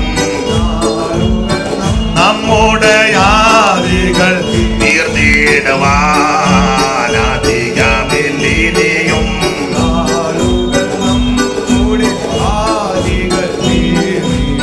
നമ്മുടെ കരമുയർത്തി ദൈവത്തെ സ്തുതിച്ചാട്ടെ. അപ്പോൾ പ്രാരംഭ നാളുകളിൽ ഇവരെല്ലാം കർത്താവിന്റെ വേദിക്ക് കരുത്ത് വെച്ചവരും മനസ്സ് വെച്ചവരും തീക്ഷണയോടെ ഉണ്മയോടെ ദൈവത്തെ സേവിച്ചവരാ. ഇടക്കാലങ്ങളിൽ ഇവർ ക്ഷീണിച്ചതിന് തെളിവാണ് മന്ദതയും തളർന്ന കൈയും കുഴഞ്ഞ മുഴങ്ങാനും. അങ്ങനെ ക്ഷീണിച്ചു വശപ്പെട്ട ഇവരെ വിട്ടുപോകുന്നത് അബദ്ധമായോ, ഉപേക്ഷിച്ചത് മണ്ടത്തരമായോ, അത് വേണ്ടാന്ന് വെച്ചത് പോഷത്വമായോ എന്നുള്ള ചിന്ത അകത്ത് കയറി ക്ഷീണിച്ചപ്പോൾ പൗലോസ് കർക്കശമായിട്ട് ഇവരെ തർജ്ജമ ചെയ്ത് പറയുകയാ, വിട്ടുപോകുന്നത് അബദ്ധമല്ല, വിട്ടതിനേക്കാൾ ശ്രേഷ്ഠമാ നിങ്ങൾ വന്നു കയറിയ സ്ഥലം, ഉപേക്ഷിച്ചതിനേക്കാൾ അതിശ്രേഷ്ഠമാ നിങ്ങൾ വന്നു കയറിയ ഈ ഇടം. പ്രൈസ് ദി ലോർഡ് എന്ന് പറഞ്ഞാൽ പഴയതിനേക്കാൾ ഏറെ നല്ലതാണ് പുതിയത്. അത് സ്ഥാപിക്കാനായി എബ്രായ ലേഖനം എഴുതിയിരിക്കുന്നത് ഏറെ നല്ലതാണ് എന്നുള്ള പദമാണല്ലോ എടുത്തു പറയുന്നത്. പഴയതിനേക്കാളെല്ലാം ഏറെ നല്ലത് പുതിയതാ. ഓരോ അധ്യായത്തിലും യേശുക്രിസ്തു ശ്രേഷ്ഠനെന്ന് അങ്ങോട്ട് എണ്ണി. അവൻ എല്ലാത്തിനേക്കാളും ശ്രേഷ്ഠൻ, എല്ലാവരേക്കാളും ശ്രേഷ്ഠൻ, എല്ലാത്തിനേക്കാളും യോഗ്യൻ കർത്താവാകുന്ന യേശുക്രിസ്തു. ഓരോ അധ്യായത്തിലും യേശുക്രിസ്തുവിന്റെ മകനെ അങ്ങോട്ട് വെളിപ്പെടുത്തി. 1-ാം അധ്യായം മുതൽ 13-ാം അധ്യായം വരെയും പഠിക്കുമ്പോൾ യേശുക്രിസ്തുവിന്റെ ശ്രേഷ്ഠത, അവൻ ദൂതന്മാരെ ശ്രേഷ്ഠൻ, അവൻ അപ്പോസ്തലന്മാരെക്കാൾ ശ്രേഷ്ഠൻ, അവൻ പ്രവാചകന്മാരെക്കാൾ ശ്രേഷ്ഠൻ, അവൻ മോശയേക്കാൾ ശ്രേഷ്ഠൻ, അവൻ യോശുവയേക്കാൾ ശ്രേഷ്ഠൻ, അവൻ പുരോഹിതന്മാരെക്കാൾ ശ്രേഷ്ഠൻ, അവൻ മൽക്കീസദേക്കിനേക്കാൾ ശ്രേഷ്ഠൻ, അവൻ ഹാബേലിനേക്കാൾ ശ്രേഷ്ഠൻ, അവൻ ദൈവാലയത്തെക്കാൾ ശ്രേഷ്ഠൻ, അവൻ പുരോഹിതന്മാരെക്കാൾ ശ്രേഷ്ഠൻ, അവൻ ആ യാഗത്തെക്കാൾ ശ്രേഷ്ഠൻ. യേശുക്രിസ്തുവാണ് സകലത്തിലെ ശ്രേഷ്ഠൻ.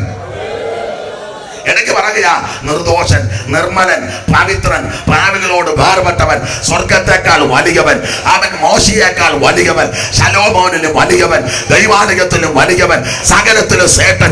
ഇന്ന് രാത്രി യോഗ്യനായ ശ്രേഷ്ഠനായ ഒരുവനേ ഉള്ളൂ, യേശുക്രിസ്തു മാത്രം. ഓരോ അധ്യായത്തിലും യേശുവിന്റെ ശ്രേഷ്ഠത വെളിപ്പെടുത്തി.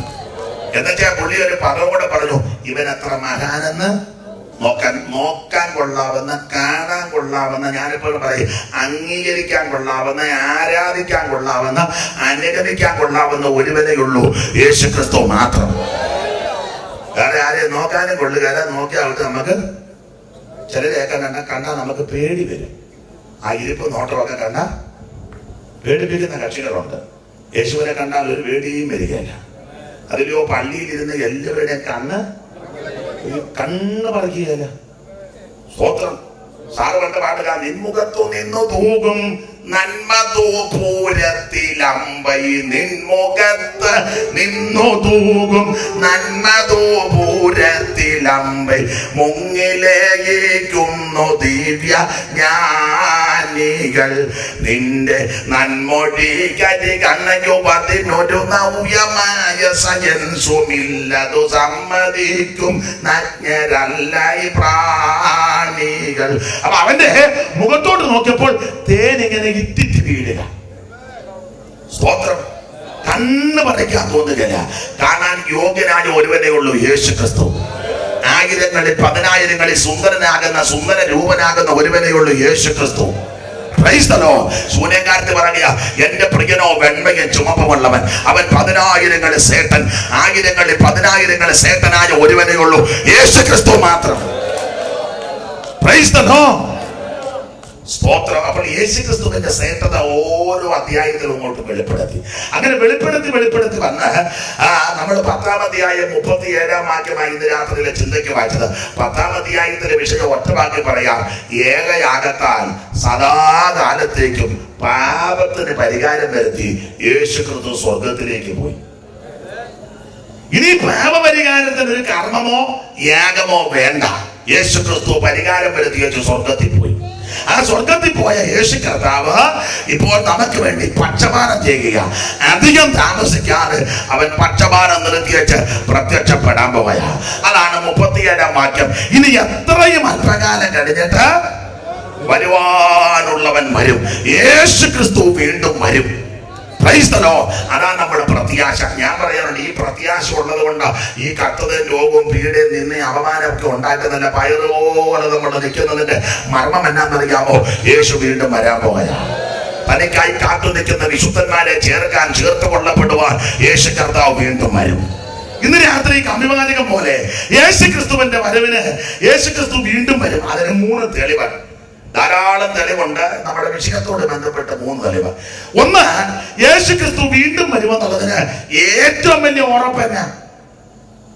ധാരാളം ഉറപ്പുകളുണ്ട്, തെളിവുകളുണ്ടെങ്കിലും സദസ്സിനോട് ചോദിക്കുക, യേശു ക്രിസ്തു വീണ്ടും വരുമോ? വരും. അതിന് ഏറ്റവും വലിയ ഉറപ്പ് തന്നെ.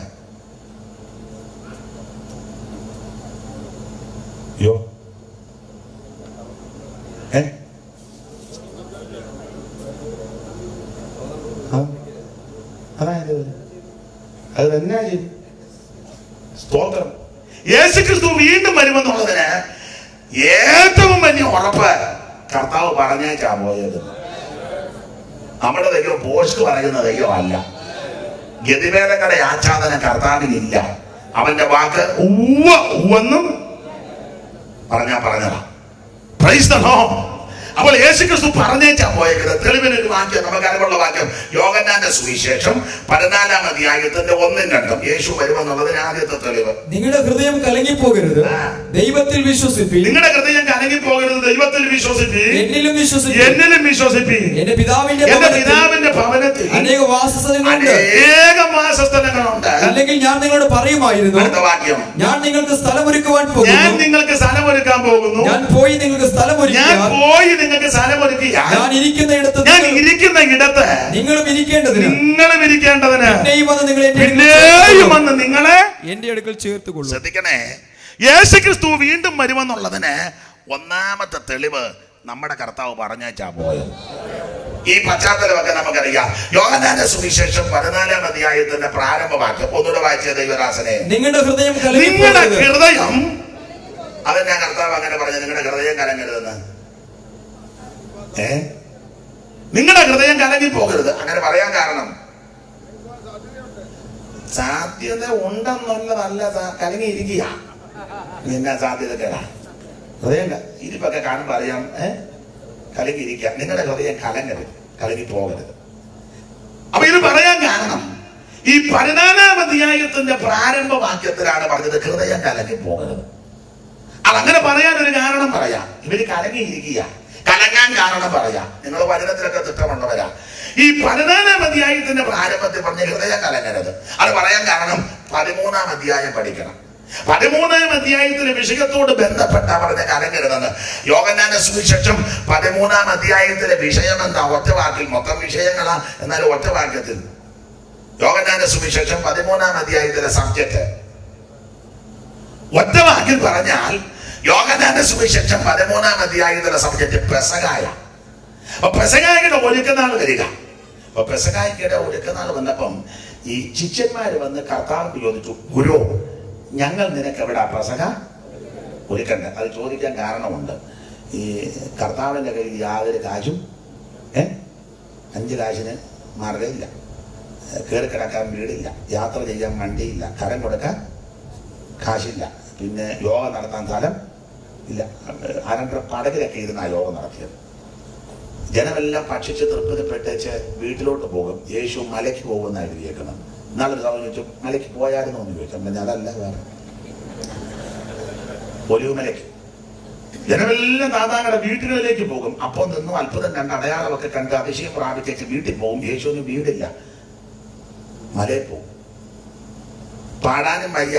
ഇവര് എനിക്ക് എത്ര ഒക്കെ എൻ്റെ പാട്ടിന്, അവര് പാട്ടുകാരാ, നല്ലവരാ, പക്ഷെ നമ്മുടെ പാട്ടിന് പിടുത്തം പോരാ. അപ്പൊ പാടാനും വയ്യ. അപ്പൊ പണ്ട് പാട്ടുകാരൻ പാടി, നരികൾക്ക് വസിപ്പതിനായി കുഴിയും പറവയ്ക്ക് വസിപ്പതിനായി കൂടും, പൂവിലുണ്ടിവനോ തല ചായ്പതിനായി കുരിശല്ല, ദീപാരിൽ സ്ഥാനമില്ല, കുരിശും നിജ തോളിലെടുത്തൊരു കരേറി പോകുന്ന കാഴ്ച കാൺമീൻ. അപ്പൊ കുറുനരികൾക്ക് കുടിയുണ്ട്, പറവജാതിക്ക് ആകാശമുണ്ട്, മനുഷ്യപുത്രന് തല ചായ്ക്കാൻ സ്ഥലമില്ല. അപ്പൊ കയറി കിടക്കാൻ ഇടമില്ല, യാത്ര ചെയ്യാൻ വണ്ടിയില്ല, കരം കൊടുക്കാൻ കാശില്ല. ഈ യോഗമൊക്കെ നടത്തിയേച്ച് വിഷം നൂപ്പാടുമെന്നായി പോകുന്നത്. ഇന്ന് ചിലരെയൊക്കെ യോഗത്തിന് വിളിച്ചു കഴിഞ്ഞാൽ യോഗം കഴിഞ്ഞാൽ വലിയ സ്റ്റാർ ഹോട്ടലിലോട്ടാ സ്തോത്രം. പിന്നെ അവിടുന്ന് ഇറങ്ങുന്നതൊക്കെ വലിയ യുദ്ധക്കളത്തിൽ നിന്ന് ഇറങ്ങുന്നത് പോലെ. എന്തിനേറെ കൺവെൻഷന് പറയേണ്ടതല്ല, എന്നാലും ഒന്ന് പറയുക. പെന്തിക്കോസുകാരുടെ കല്യാണത്തിന് പോയ ചിലരുടെ എന്തോ ആർഭാടമായി, എന്തോ കമ്പനിമാരെ ഇടുന്നില്ലെന്നേ ഉള്ളൂ, ആദ്യതല ഓക്കാപ്പിച്ചു. പക്ഷെ ഇതിനകത്ത് മാന്യമായിട്ടും യോഗ്യമായിട്ടും ജീവിക്കുന്ന ദൈവകുഞ്ഞുങ്ങളുണ്ട്. ചില കല്യാണത്തിനൊക്കെ ചെന്ന എന്തുവാ, അയ്യോ അപ്പോ 1 ഗ്രാമിന്റെ അല്ലെങ്കിൽ 5 ഗ്രാമിന്റെ മോതിരം ഒന്നും വിടുകയല്ല, ഉടുക്കുന്ന സാരി, ധരിക്കുന്ന ഡ്രസ്സുമൊക്കെ അപ്പോ അതിശയിച്ചു പോകും. ദൈവം കൊടുക്കുക എന്നാ പറയുന്നത്. യേശുക്രിസ്തുവിന് കയറി കിടക്കാൻ വീടില്ല, യാത്ര ചെയ്യാൻ വണ്ടിയില്ല, കരം കൊടുക്കാൻ കാശില്ല. എല്ലാവരും ധരിക്കപ്പെട്ടവനായിട്ടാണ്. മൂത്താമ്പാക്കൽ ഉപദേശിയുടെ ഭാഷ പറഞ്ഞാൽ ജന്മസ്ഥലം അടിയമ്പലം ശയ്യാഗ്രഹം പുൽക്കൂടാക്കുന്ന അരക്കാശിന് മുതലില്ലാതെ തലകായ്പാൻ ഇടമില്ലാതെ 33 കൊല്ലം ഈ ഭൂമിയിൽ ജീവിച്ച അവൻ പരിശുദ്ധനായ ക്രിസ്തു. അവിടെ അധികം വിവരിക്കുന്നില്ല. അപ്പൊ യേശുക്രിസ്തുവിന്റെ കയ്യിൽ ഒന്നുമില്ല. ആരാന്റെ പടകിൽ കയറി യോഗം നടത്തി, വല്ല വീട്ടിലൊക്കെ എത്തുന്ന യോഗം നടത്തി. അതുകൊണ്ട് ആ ശിഷ്യന്മാർ ചോദിച്ചത്, കുരോ ഞങ്ങൾ എവിടെ പെസഹ ഒരുക്കണ്ടേ, സ്ഥലം കാണിക്കാൻ പറഞ്ഞു. അപ്പൊ കർത്താവ് ഒരു പ്രവചനം എന്ന നിലയിൽ പറഞ്ഞു, അതെ നിങ്ങൾക്ക് എതിരെയുള്ള എന്നിട്ട് നാളെ അമ്മ പറഞ്ഞ നിങ്ങൾക്കെതിരെയുള്ള ഗ്രാമത്തിൽ ചെല്ലണം. അവിടെ ചെല്ലുമ്പോൾ ആരും കയറിയിട്ടുള്ള ഒരു കഴുത അവിടെ കാണും. ആ കഴുത അഴിച്ചുകൊണ്ട് ഞാൻ പറഞ്ഞു പെസഹായ്ക്ക് അത്യാവശ്യം അപ്പം ഇല്ലെങ്കിലും കഴുത ആവശ്യമാണെന്ന് പറഞ്ഞു. നിങ്ങൾക്കെതിരെയുള്ള നഗരത്തിൽ പട്ടണത്തിൽ ചെല്ലണം, ടൗണിൽ. അവിടെ ചെല്ലുമ്പോൾ ഒരു മനുഷ്യൻ ഒരു കുടം വെള്ളവും കോരിക്കൊണ്ട് എതിർപ്പെടും. അപ്പൊ എന്തോ ചെയ്യണം? അവനോട് ചോദിക്കട്ടെ, ഇപ്പോഴാണോടാ വെള്ളവും കുളമായിട്ട് മുന്നോട്ട് വരുന്നത്, പോടാന്ന് അങ്ങനെയാണോ? അല്ല, അവൻ ഒരു കുടം വെള്ളവും കോരിക്കൊണ്ട് എതിർപ്പെടും. നിങ്ങൾ അവന്റെ പിന്നാലെ ചെല്ലണം. അവനൊരു വലിയ വീട്ടിലോട്ട് കയറും. ആ വീട്ടിൽ കയറുമ്പോൾ അവനങ്ങ് വെള്ളവുമായിട്ട് പോകും. വീട്ടുടയവൻ നിങ്ങളോട് ചോദിക്കാൻ വന്ന കാര്യം. അപ്പൊ നിങ്ങൾ വീട്ടുടയവനോട് പറയണം, ഗുരുവിന് പെസഹ കഴിപ്പാൻ ശാല എവിടെ? അപ്പൊ ശാല എവിടെയെന്ന് ആ വീട്ടുടയവനോട് ചോദിക്കുമ്പോൾ ആ വീട്ടുടയവൻ വിരിച്ചൊരുക്കിയ ഒരു വൻമാളിക കാണിച്ചു തരുമെന്ന, വിരിച്ചൊരുക്കിയ വൻമാളിക. അങ്ങനെ അവിടെ എഴുതിയിരിക്കുന്നത്. അത് മർക്കോസ് കുറച്ചുകൂടെ നന്നായിട്ട് എഴുതിയിട്ടുണ്ട്. മർക്കോസിന്റെ സുവിശേഷം 14-ാം അധ്യായത്തിന്റെ 12 മുതലെന്ന് വായിച്ചേ. മർക്കോസ് 14 മർക്കോസ് കുറച്ചുകൂടെ സ്റ്റാൻഡേർഡ് ആയിട്ട് എഴുതിയിരിക്കുന്നത്. മർക്കോസ് 14-12 മുതൽ. പെസഹ കുഞ്ഞാടിനെ അറക്കുന്നതായ പുളിപ്പില്ലാത്ത അപ്പത്തിന്റെ 1-ാം നാളിൽ ശിഷ്യന്മാർ അവനോട്, നീ പെസഹ കഴിപ്പാൻ ഞങ്ങൾ എവിടെ ഒരുക്കണമെന്ന് ചോദിച്ചു. അവൻ ശിഷ്യന്മാരിൽ 2 പേരെ അയച്ചു, നഗരത്തിൽ ചെല്ലുവീൻ, അവിടെ ഒരു കുടം വെള്ളം ചുമന്നുകൊണ്ടൊരു മനുഷ്യൻ നിങ്ങൾക്ക് എതിർപ്പെടും. അവന്റെ പിന്നാലെ ചെന്ന് അവൻ കിടക്കുന്നിടത്ത് ആ വീട്ടുടയവനോട് ഞാൻ എന്റെ ശിഷ്യന്മാരുമായി പെസഹ കഴിപ്പാനുള്ള ശാല എവിടെയെന്ന് ഗുരു ചോദിക്കുന്നു എന്ന് പറവീൻ. അവൻ വിരിച്ചൊരുക്കിയ 15-ാമത്തെ വാക്യത്തിൽ കൊടുക്കുന്നത്, അവൻ വിരിച്ചൊരുക്കിയ ഒരു വൻമാളിക. ഇതിനെപ്പറ്റി ഒരു മർക്കോസ് റോമൻ സ്റ്റാൻഡേർഡ് അനുസരിച്ചാണ് എഴുതിയേക്കുന്നത്. ഞാനെപ്പോഴും പറയും, മത്തായി യഹൂദന്മാരെ ഉദ്ദേശിച്ചെഴുതി, ലൂക്കോസ് യവനന്മാരെ ഉദ്ദേശിച്ചെഴുതി, യോഹന്നാൻ ദൈവസഭയെ ഉദ്ദേശിച്ചെഴുതി, മർക്കോസ് റോമാക്കാരെ ഉദ്ദേശിച്ചെഴുതി. അപ്പൊ റോമൻ സ്റ്റാൻഡേർഡ് കീപ്പ് ചെയ്യണം. അപ്പൊ അതിനനുസരിച്ച് എഴുതിയത് വിരിച്ചൊരുക്കിയ വന്മാളിക, ഫർണിഷ്ഡ് റൂം എന്നൊക്കെയാണ് കൊടുത്തേക്കുന്നത്. അത് മേളിലത്തെ അപ്പർ റൂമാ, അത് ഫർണിഷ്ഡ് ചെയ്ത റൂമായിരുന്നു.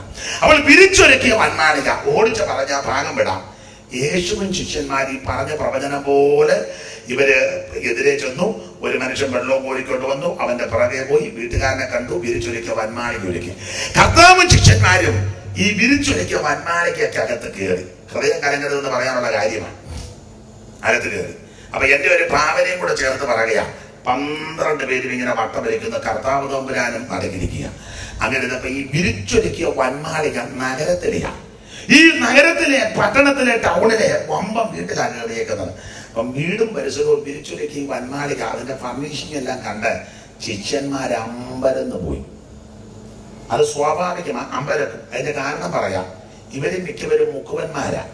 മത്സ്യബന്ധനം നടത്തുന്നവരും, കടലിൽ പോകുന്നവരും, വല നന്നാക്കുന്നവരും, വീശുന്നവരും, വള്ളത്തെ പോകുന്നവരും, നാടൻ ഭാഷ പറഞ്ഞ മത്സ്യത്തിന്റെ ഗന്ധമുള്ളവരും, സാധാരണക്കാരും, പഠിപ്പില്ലാത്തവരായി ഇവര് പലരും.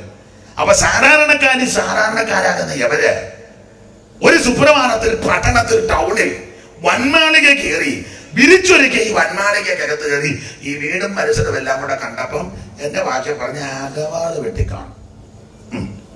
അപ്പൊ എന്റെ ചിന്ത, ശിഷ്യന്മാർക്ക് എന്റെ ചിന്തയാ, ഈ പത്രോസ് അല്ലെങ്കിൽ അന്ത്രയോസ് കൊണ്ട് പറഞ്ഞാണ്, അന്ത്രപ്പ ഭയങ്കരം വീടാന്ന് പറഞ്ഞു. അപ്പൊ പുള്ളി പറഞ്ഞു, ഞാനും വന്നപ്പം മുതൽ ശ്രദ്ധിക്കാന്ന് പറഞ്ഞു. അപ്പം വേറെ പുള്ളി പറഞ്ഞു, ഈ സെറ്റി എല്ലാം വെളിയിൽ നിന്ന് കൊണ്ടുവന്നതാണ് തോന്നുന്നത്, അതിനെ ഇരിക്കുമ്പോൾ അങ്ങ് താന്ന് പോവാന്ന് പറഞ്ഞു. പുള്ളി പറഞ്ഞു, ഞാൻ കുറെ നേരമായിട്ട് പൊങ്ങാൻ താഴുകയും ചെയ്യാന്ന് പറഞ്ഞു. നല്ല സുഖമുണ്ടെന്ന് പറഞ്ഞു. അങ്ങനെ നല്ല സുഖം. അപ്പൊ പറഞ്ഞ് ഈ കാർപ്പറ്ററും ഒക്കെ വെളിയിൽ നടക്കുക, ചവിട്ടുമ്പോൾ നല്ല സുഖമുണ്ട്, ഞാൻ ഇരിക്കുന്നില്ല, ചവിട്ടി കുറെ നേരം നിൽക്കുകയാണ് പറഞ്ഞു. നല്ല സുഖമുള്ള കൊണ്ട്. അപ്പൊ ഇതൊക്കെ പറഞ്ഞ പെയിന്റിങ് ഒക്കെ നല്ലതാണ് പറഞ്ഞു. പിന്നെ മച്ചും തളവും ഒക്കെ നല്ലതാണ്. അപ്പം ഇതിനെപ്പറ്റി ഇങ്ങനെ വർണ്ണിച്ച് വിവരിച്ച്. അപ്പോൾ ഒരു ശിഷ്യൻ പറഞ്ഞു, ഏതായാലും നമ്മൾ 2-3 കൊല്ലമായിട്ട് പുള്ളിയുടെ കൂടെ കൂടിയത് കൊണ്ട് ഇത് കാണാനെങ്കിലും അതാ പരമാർത്ഥം. യേശുവിനെ കണ്ടതാ ഭാഗ്യം. കൃപയിൽ വന്നതാ നിന്റെ ഭാഗ്യം. ഈ ദൈവകൃപയിൽ വന്നതാ നമ്മുടെ മഹാഭാഗ്യം. യേശുവിനെ അറിഞ്ഞതാ നിനക്ക് ഗുണം വന്നത്. നിന്റെ കുടുംബം അസ്തമിച്ചു പോകേണ്ടതാ, നശിച്ചു പോകേണ്ടതാ, കൂട്ടനിലപെടി, വിലാപപ്പന്തല്, കെടുമതികള്, വെട്ടുമരണങ്ങളൊക്കെ നടക്കേണ്ടതാ. അതെല്ലാം മാറിപ്പോയത് നീ യേശുവിനെ കണ്ടത് കൊണ്ടാണ്. ശിഷ്യന്മാര് പറയുക, നമ്മൾ 2-3 കൊല്ലമായിട്ട് പുള്ളിയുടെ കൂടി ഇങ്ങനെ കൊട്ടിയും പാടിയൊക്കെ നടക്കുന്നത് കൊണ്ട് ഇത് കാണാനെങ്കിലും അവസരമുണ്ടായല്ലോ. അതാ അതിൻ്റെ പരമാർത്ഥം. ഞാൻ മിക്കടുത്ത് പറയും, ജാതിയുടെ മഹിമയോ, കുലമഹിമയോ, കുടുംബശ്രേഷ്ഠതയോ, വിദ്യാഭ്യാസമോ, പഠിപ്പോ, നിറമോ, ശബ്ദമോ ഒന്നും നോക്കിയാൽ ഒരു കുഞ്ഞുങ്ങൾ നമ്മളെ മാനിക്കത്തില്ല. പിന്നെ ആരെങ്കിലും 10 പൈസ തരുന്നെങ്കിൽ, പച്ചവെള്ളം തരുന്നെങ്കിൽ, അവൻ ഇങ്ങനെയുള്ള സ്റ്റേജൊക്കെ ഒരുക്കി അവൻ കൊത്തയാന്നേലും 10 കാര്യം പറയുന്നത് കേട്ടിങ്ങനെ ക്ഷമയോടിരിക്കുന്നത് ഈ പുസ്തകം എടുത്തത് കൊണ്ടാണ്, യേശുവിനെ കണ്ടത് കൊണ്ടാണ്. എന്നേക്കാൾ മിടുക്കന്മാരും ശ്രേഷ്ഠന്മാരും ഉന്നതന്മാരും കുലീന കുടുംബത്തിൽപ്പെട്ടവരും മിടുമിടുക്കന്മാരും വിദ്യാനിപുണന്മാരും ഒക്കെ 100 കണക്കിന് 1000 കണക്കിന് കിടക്കുമ്പോൾ പോഷനാകുന്ന എനിക്ക് ഇങ്ങനെ അവസരമെല്ലാം ലഭിച്ചത് കുടുംബശ്രേഷ്ഠതയും മെച്ചവും വിദ്യാഭ്യാസവും നിലവാരം കൊണ്ടല്ല, യേശുവിനെ കണ്ടതാ. Praise the Lord. ഇന്ന് രാത്രി ഈ ദൈവകുഞ്ഞുങ്ങളോട് പറയാം, വല്ലോ നന്മ അനുഭവിക്കുന്നുണ്ടെങ്കിൽ അത് യേശുവിനെ കണ്ടത് കൊണ്ടാണ്. അയ്യോ, പണ്ടത്തെ കാര്യമൊന്നും ഞാൻ വിസ്തരിക്കുന്നില്ല. ഈ കർത്താവിന്റെ കൃപ വരുന്നതിന് പിന്നെ നമ്മളെല്ലാം പരുവക്കേടി കിടന്നതാ. പണ്ടൊക്കെ 8-10 പിള്ളേരാ. അതൊക്കെ കപ്പ പുഴുങ്ങും. കപ്പ പഴമക്കാരൊക്കെ പറഞ്ഞു കേട്ടിട്ടുണ്ട്, കപ്പ പുഴുങ്ങിയ എല്ലാവർക്കും ഒന്നും തികയത്തില്ല. ചെണ്ട മുറിയും അല്ലെ, ഈ കട്ടൻ കപ്പ ബോധി അരിഞ്ഞ് ഊറ്റി തളർന്ന് കട്ടുള്ളതാ. 3-4 പ്രാവശ്യം ഊറ്റി വെള്ളം കളയണം. അത് കുടഞ്ഞിടും കൊടുത്ത പാത്രത്തിൽ. എല്ലാവർക്കും ഒന്നും പ്ലേറ്റ് കാണുകയല്ല. അപ്പൊ ഇങ്ങനെ വന്ന് നോക്കി എത്തിയൊക്കെ നിൽക്കുന്നത് കാണും. ആവി കൊണ്ട് അടിക്കാൻ മേല. പിന്നെ മോതയും നെന്മീനും ഒന്നും കാണുകയില്ല. മോത എന്നൊക്കെ എഴുതി വായിച്ചോണം. മോത എഴുതി വായിച്ചു പേപ്പർ മടക്കി വെച്ചേക്കണം. പിന്നെ അമ്മ എന്നാ എന്ന് ചോദിച്ചാൽ അടുക്കള പാലത്തിലൂടെ അങ്ങോട്ട് ഇറങ്ങിച്ചാ കാന്താരി കൊല്ലെന്ന് കാന്താരി പറിച്ചുകൊണ്ട് വന്ന് അടച്ചോറ്റിപ്പലക വെച്ചൊന്ന് ഒട്ടയ്ക്കും. അതൊക്കെ തൊട്ടും നക്കിയൊക്കെ തിന്നായി ജീവിച്ച് വളർന്നത്. ഇപ്പോഴോ അയ്യോ, മട്ടെല്ലാം അങ്ങ് മാറിയില്ലയോ. സ്തോത്രം. സ്ഥിതിക്കെല്ലാം ദൈവം മാറ്റം വരുത്തിയെന്ന്. ഈ സ്ഥിതിക്ക് മാറ്റം വരുത്തിയപ്പോൾ അഹങ്കാരവും കൂടി. പണ്ടൊക്കെ യോഗം കഴിഞ്ഞ് വണ്ടിയൊന്നുമില്ല. അപ്പൊ ചൂട്ടുകത്തിയായിട്ട് ഒരാൾ മുന്നിൽ കാണും, ഒരാൾ പുറകിലും കാണും. അപ്പോൾ ആരാധന കഴിഞ്ഞ് ഹോളി നടക്കുമ്പോൾ ഓരോരുത്തരെ വീട്ടിലോട്ട് കയറ്റുക പറഞ്ഞ് കയറ്റി വിടുക. ചൂട്ടൊക്കെ ഒരാൾ മുന്നേ നടന്നിങ്ങനെ വീശു, ഒരാളല്ലേ പുറകെ കാണും, വീശി യോഗമൊക്കെ കഴിഞ്ഞ് ലീലിയ പറഞ്ഞ് കയറ്റി വിടുക. ഒടുവിലത്തെ പോകുന്ന പുള്ളിയുടെ ഇലായി ചൂട്ടുകയറ്റ. പുള്ളി അവിടെ വീട്ടിൽ ചെന്ന് കുത്തിക്കിടത്തിയകത്തിന് കയറും. ഇപ്പൊ എല്ലാവർക്കും വണ്ടിയായി. അതുകൊണ്ട് ആശീർവാദത്തിന് മുന്നേ മേരിക്കുട്ടി കണ്ണ് കാണിക്കും. പാസ് ആശീർവാദം പറയുന്നതിന് മുന്നേ മേരിക്കുട്ടിയും ബേക്കുട്ടിയും കൂടെ വണ്ടിയെ കയറും. കറുത്ത ഗ്ലാസ്സാണ്. ഇപ്പം കറുത്ത ഗ്ലാസ് പോലീസ് മാറ്റിക്കൊണ്ട് വലിയ കുഴപ്പമില്ല. എന്നുവെച്ചാൽ ഒരു കുഞ്ഞുങ്ങളോട് മിണ്ടുകയില്ല. പുതുതായിട്ട് ഒരാൾ സഭയെ വന്നതാ, കൈ പോലും കൊടുക്കരുത്, എവിടുന്ന് വരുന്നെന്ന് പോലും ചോദിക്കത്തില്ല. പുതുതായിട്ട് ഒരാളൊരു അതിഥി അല്ലെ ഒരു പുതുതായിട്ട് ഒരു സഹോദരൻ ഒരു സഹോദരി ആരെങ്കിലും സഭയിൽ വന്ന ഈ പ്രൗഢിക്കാരും പിന്നെ പാസ്റ്റർക്ക് മിണ്ടാതിരിക്കാനൊക്കെ അല്ല. ചില പാസ്റ്റർമാരും മിണ്ടുകയല്ല, അത് വേറൊരു സത്യം. സ്തോത്രം. ആ ദൈവസ്നേഹമെല്ലാം നഷ്ടപ്പെട്ടു. എല്ലാവരും ആള് കളിക്കുക. അഹങ്കാരം കണ്ടമാനം വന്നു. ഒരു കാര്യം ഇന്ന് രാത്രി പറയാ, പൗലോസ് പറഞ്ഞ പണം കടമെടുക്കുക, ഞെളിയാതെ ഭയപ്പെട്ടോണം. ഈ സൗന്ദര്യവും ഈ പണവും നിന്റെ പത്രാസും നിന്റെ പ്രൗഢിയൊക്കെ ഒരല്പ നേരത്തേക്കേ ഉള്ളൂ. നല്ല ഒരു പനിക്കില്ല നിന്റെ കാശ്, നല്ലൊരു പനിക്കില്ല. ആ സ്തോത്രം. പിന്നെ സൗന്ദര്യം. പണ്ട് ഞാനെപ്പോഴും പറയും, ഒരാൾക്ക് ഇവിടെ ഒരു ചെറിയ നുണല് വന്ന് നല്ല സൗന്ദര്യമുള്ള ആളാ, വേറെ ലെവലി അതുമൊക്കെ തേച്ച് മിനുക്കിയൊക്കെ നടന്ന ആളാ. ഒരു ചെറിയ നുണല് കൊണ്ടുചെന്നപ്പം വേറെയാ. ആർക്കും വരാതിരിക്കട്ടെ, വന്നവരെ സൗഖ്യമാക്കട്ടെ. അവസാനം ഇവിടെ എല്ലാം പൊട്ടി തുറന്ന് ചരിഞ്ഞ് കിടന്ന ഇവിടുന്ന് പോയത്. ദൈവം വിടിവിക്കട്ടെ. ഞാൻ ഹൃദയവേദനയോടാ പറയുന്നത്. അഹങ്കരിക്കരുത്. സൗന്ദര്യത്തിൽ പണത്തിൽ അഹങ്കരിക്കരുത്. നിന്റെ പത്രാസിലും പ്രൗഢിയിലും അഹങ്കരിക്കരുത്. അവൻ ദൈവസന്ധി എളിമപ്പെട്ട് വിനയപ്പെട്ട് താഴ്ന്ന് ഏൽപ്പിച്ചു കൊടുത്താൽ ദൈവത്തിന്റെ കൃപ നിനക്ക് അനുഭവിക്കാം. ഒന്നും കണ്ട് ഞെളിയരുതെന്നായി പറഞ്ഞത്. സ്തോത്രം. അപ്പൊ ഈ ശിഷ്യന്മാര് പറഞ്ഞ ഏതായാലും നമ്മള് പുള്ളിയുടെ കൂടെ 2-3 വർഷം കൂടിയത് കൊണ്ട് ഇത് കാണാനെങ്കിലും ഇടയായി. അപ്പൊ ഒരു സഹോദരൻ പറഞ്ഞൊരു കാര്യം ചെയ്യുക, കാണേണ്ടതെല്ലാം പെട്ടെന്ന് കണ്ടോളാൻ പറഞ്ഞു. അതിന് പുള്ളി അപ്പം നുറുക്കിച്ച് നേരെ ഒലിമലയ്ക്ക് പോകുമെന്നാ പറഞ്ഞത്. ഇവിടുന്ന് ഇറങ്ങും. പുള്ളി ഇവിടെ ഇറങ്ങുമ്പോൾ സൂക്ഷം നമ്മളെ ഇതിനകത്ത് നിന്ന് എന്ന് പറഞ്ഞാൽ പുള്ളി ഉള്ളത് കൊണ്ടാണ് നമ്മളെ ഇതിനകത്ത്, യേശു ഉള്ളത് കൊണ്ട് ആരിലും നമ്മളെ മാനിക്കുന്നത്. സ്തോത്രം സ്തോത്രം. ഒരു സഹോദരൻ പറഞ്ഞു, ഞാൻ കേട്ടു, മൊത്തം കേട്ടില്ല, കേട്ടതിൻ്റെ പിടിച്ചത് പറയുക. എനിക്ക് പിന്നെ മന്ത്രിമാരെൻ്റെ കൈവശമുണ്ട്, പിന്നെ രാഷ്ട്രീയ നേതാക്കന്മാരുണ്ട്, അവരുടെ MLA-മാരുടെ പേര് പറഞ്ഞെന്ന് പറഞ്ഞു, മന്ത്രിമാരുടെ പേരൊക്കെ പറഞ്ഞെന്നൊക്കെ പറഞ്ഞു. എല്ലാവരും എൻ്റെ കയ്യിൽ അഥവാ ഓട്ടെ കയ്യിൽ വന്നെങ്കിൽ അത് നമ്മുടെ കുടുംബശ്രേഷ്ഠത കൊണ്ട് വന്നതല്ല. സ്തോത്രം. വേദപുസ്തകം എടുത്തത് കൊണ്ടാണ്.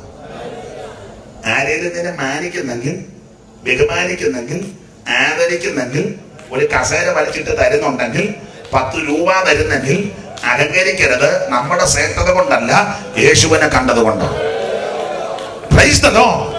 സ്തോത്രം. അവ ശിഷ്യന്മാര് പറഞ്ഞു, പുള്ളി ഇവിടെ ഇറങ്ങുമ്പോ സൂക്ഷം നമ്മളെ ഇതിനകത്ത് നിന്ന് നടക്കും. പെട്ടെന്ന് കാണാൻ പറ്റും. അപ്പൊ വേറൊരു ശിഷ്യൻ പറഞ്ഞു, പുള്ളി ഒലിവുമലയ്ക്ക് പോകുന്നതല്ല, കഴിഞ്ഞ ആഴ്ചത്തെ യോഗത്തിന് പുള്ളി പറഞ്ഞു പുള്ളി ഇവിടുന്നേ പോവാന്നാ പറഞ്ഞത്. ഒലിവുമലയ്ക്ക് മാത്രമല്ല, ഇവിടുന്നേ പോവാന്നാ പറഞ്ഞു. ഇങ്ങനെ ശിഷ്യന്മാരിങ്ങനെ ചിന്തിച്ചു. അപ്പോൾ ഒരു ശിഷ്യൻ, എൻ്റെ ചിന്തയാ, ശിഷ്യന്മാർ തന്നെ പറഞ്ഞു, ഏതായാലും പീറ്ററച്ചാ, നമുക്ക് ഇങ്ങനെയുള്ള വീടും ചുറ്റുപാടും ഈ ഫർണിഷിങ്ങും ഒക്കെ കാണാനേ ഭാഗ്യമുള്ളൂ, അല്ല നമുക്കിതൊന്നും അനുഭവിക്കാനുള്ള ഭാഗ്യമില്ല. ഇങ്ങനത്തെ വലിയ വീട്ടിൽ താമസിക്കാനോ ഇങ്ങനത്തെ വീട്ടിൽ പാർക്കാനൊന്നും നമുക്ക് പറഞ്ഞിട്ടില്ല എന്നൊക്കെ പറഞ്ഞ് ഹൃദയം അങ്ങ് കണ്ടമാനം കലങ്ങി. ഇവരുടെ ഹൃദയത്തിൻ്റെ കലക്കും കർത്താവ് അറിഞ്ഞു.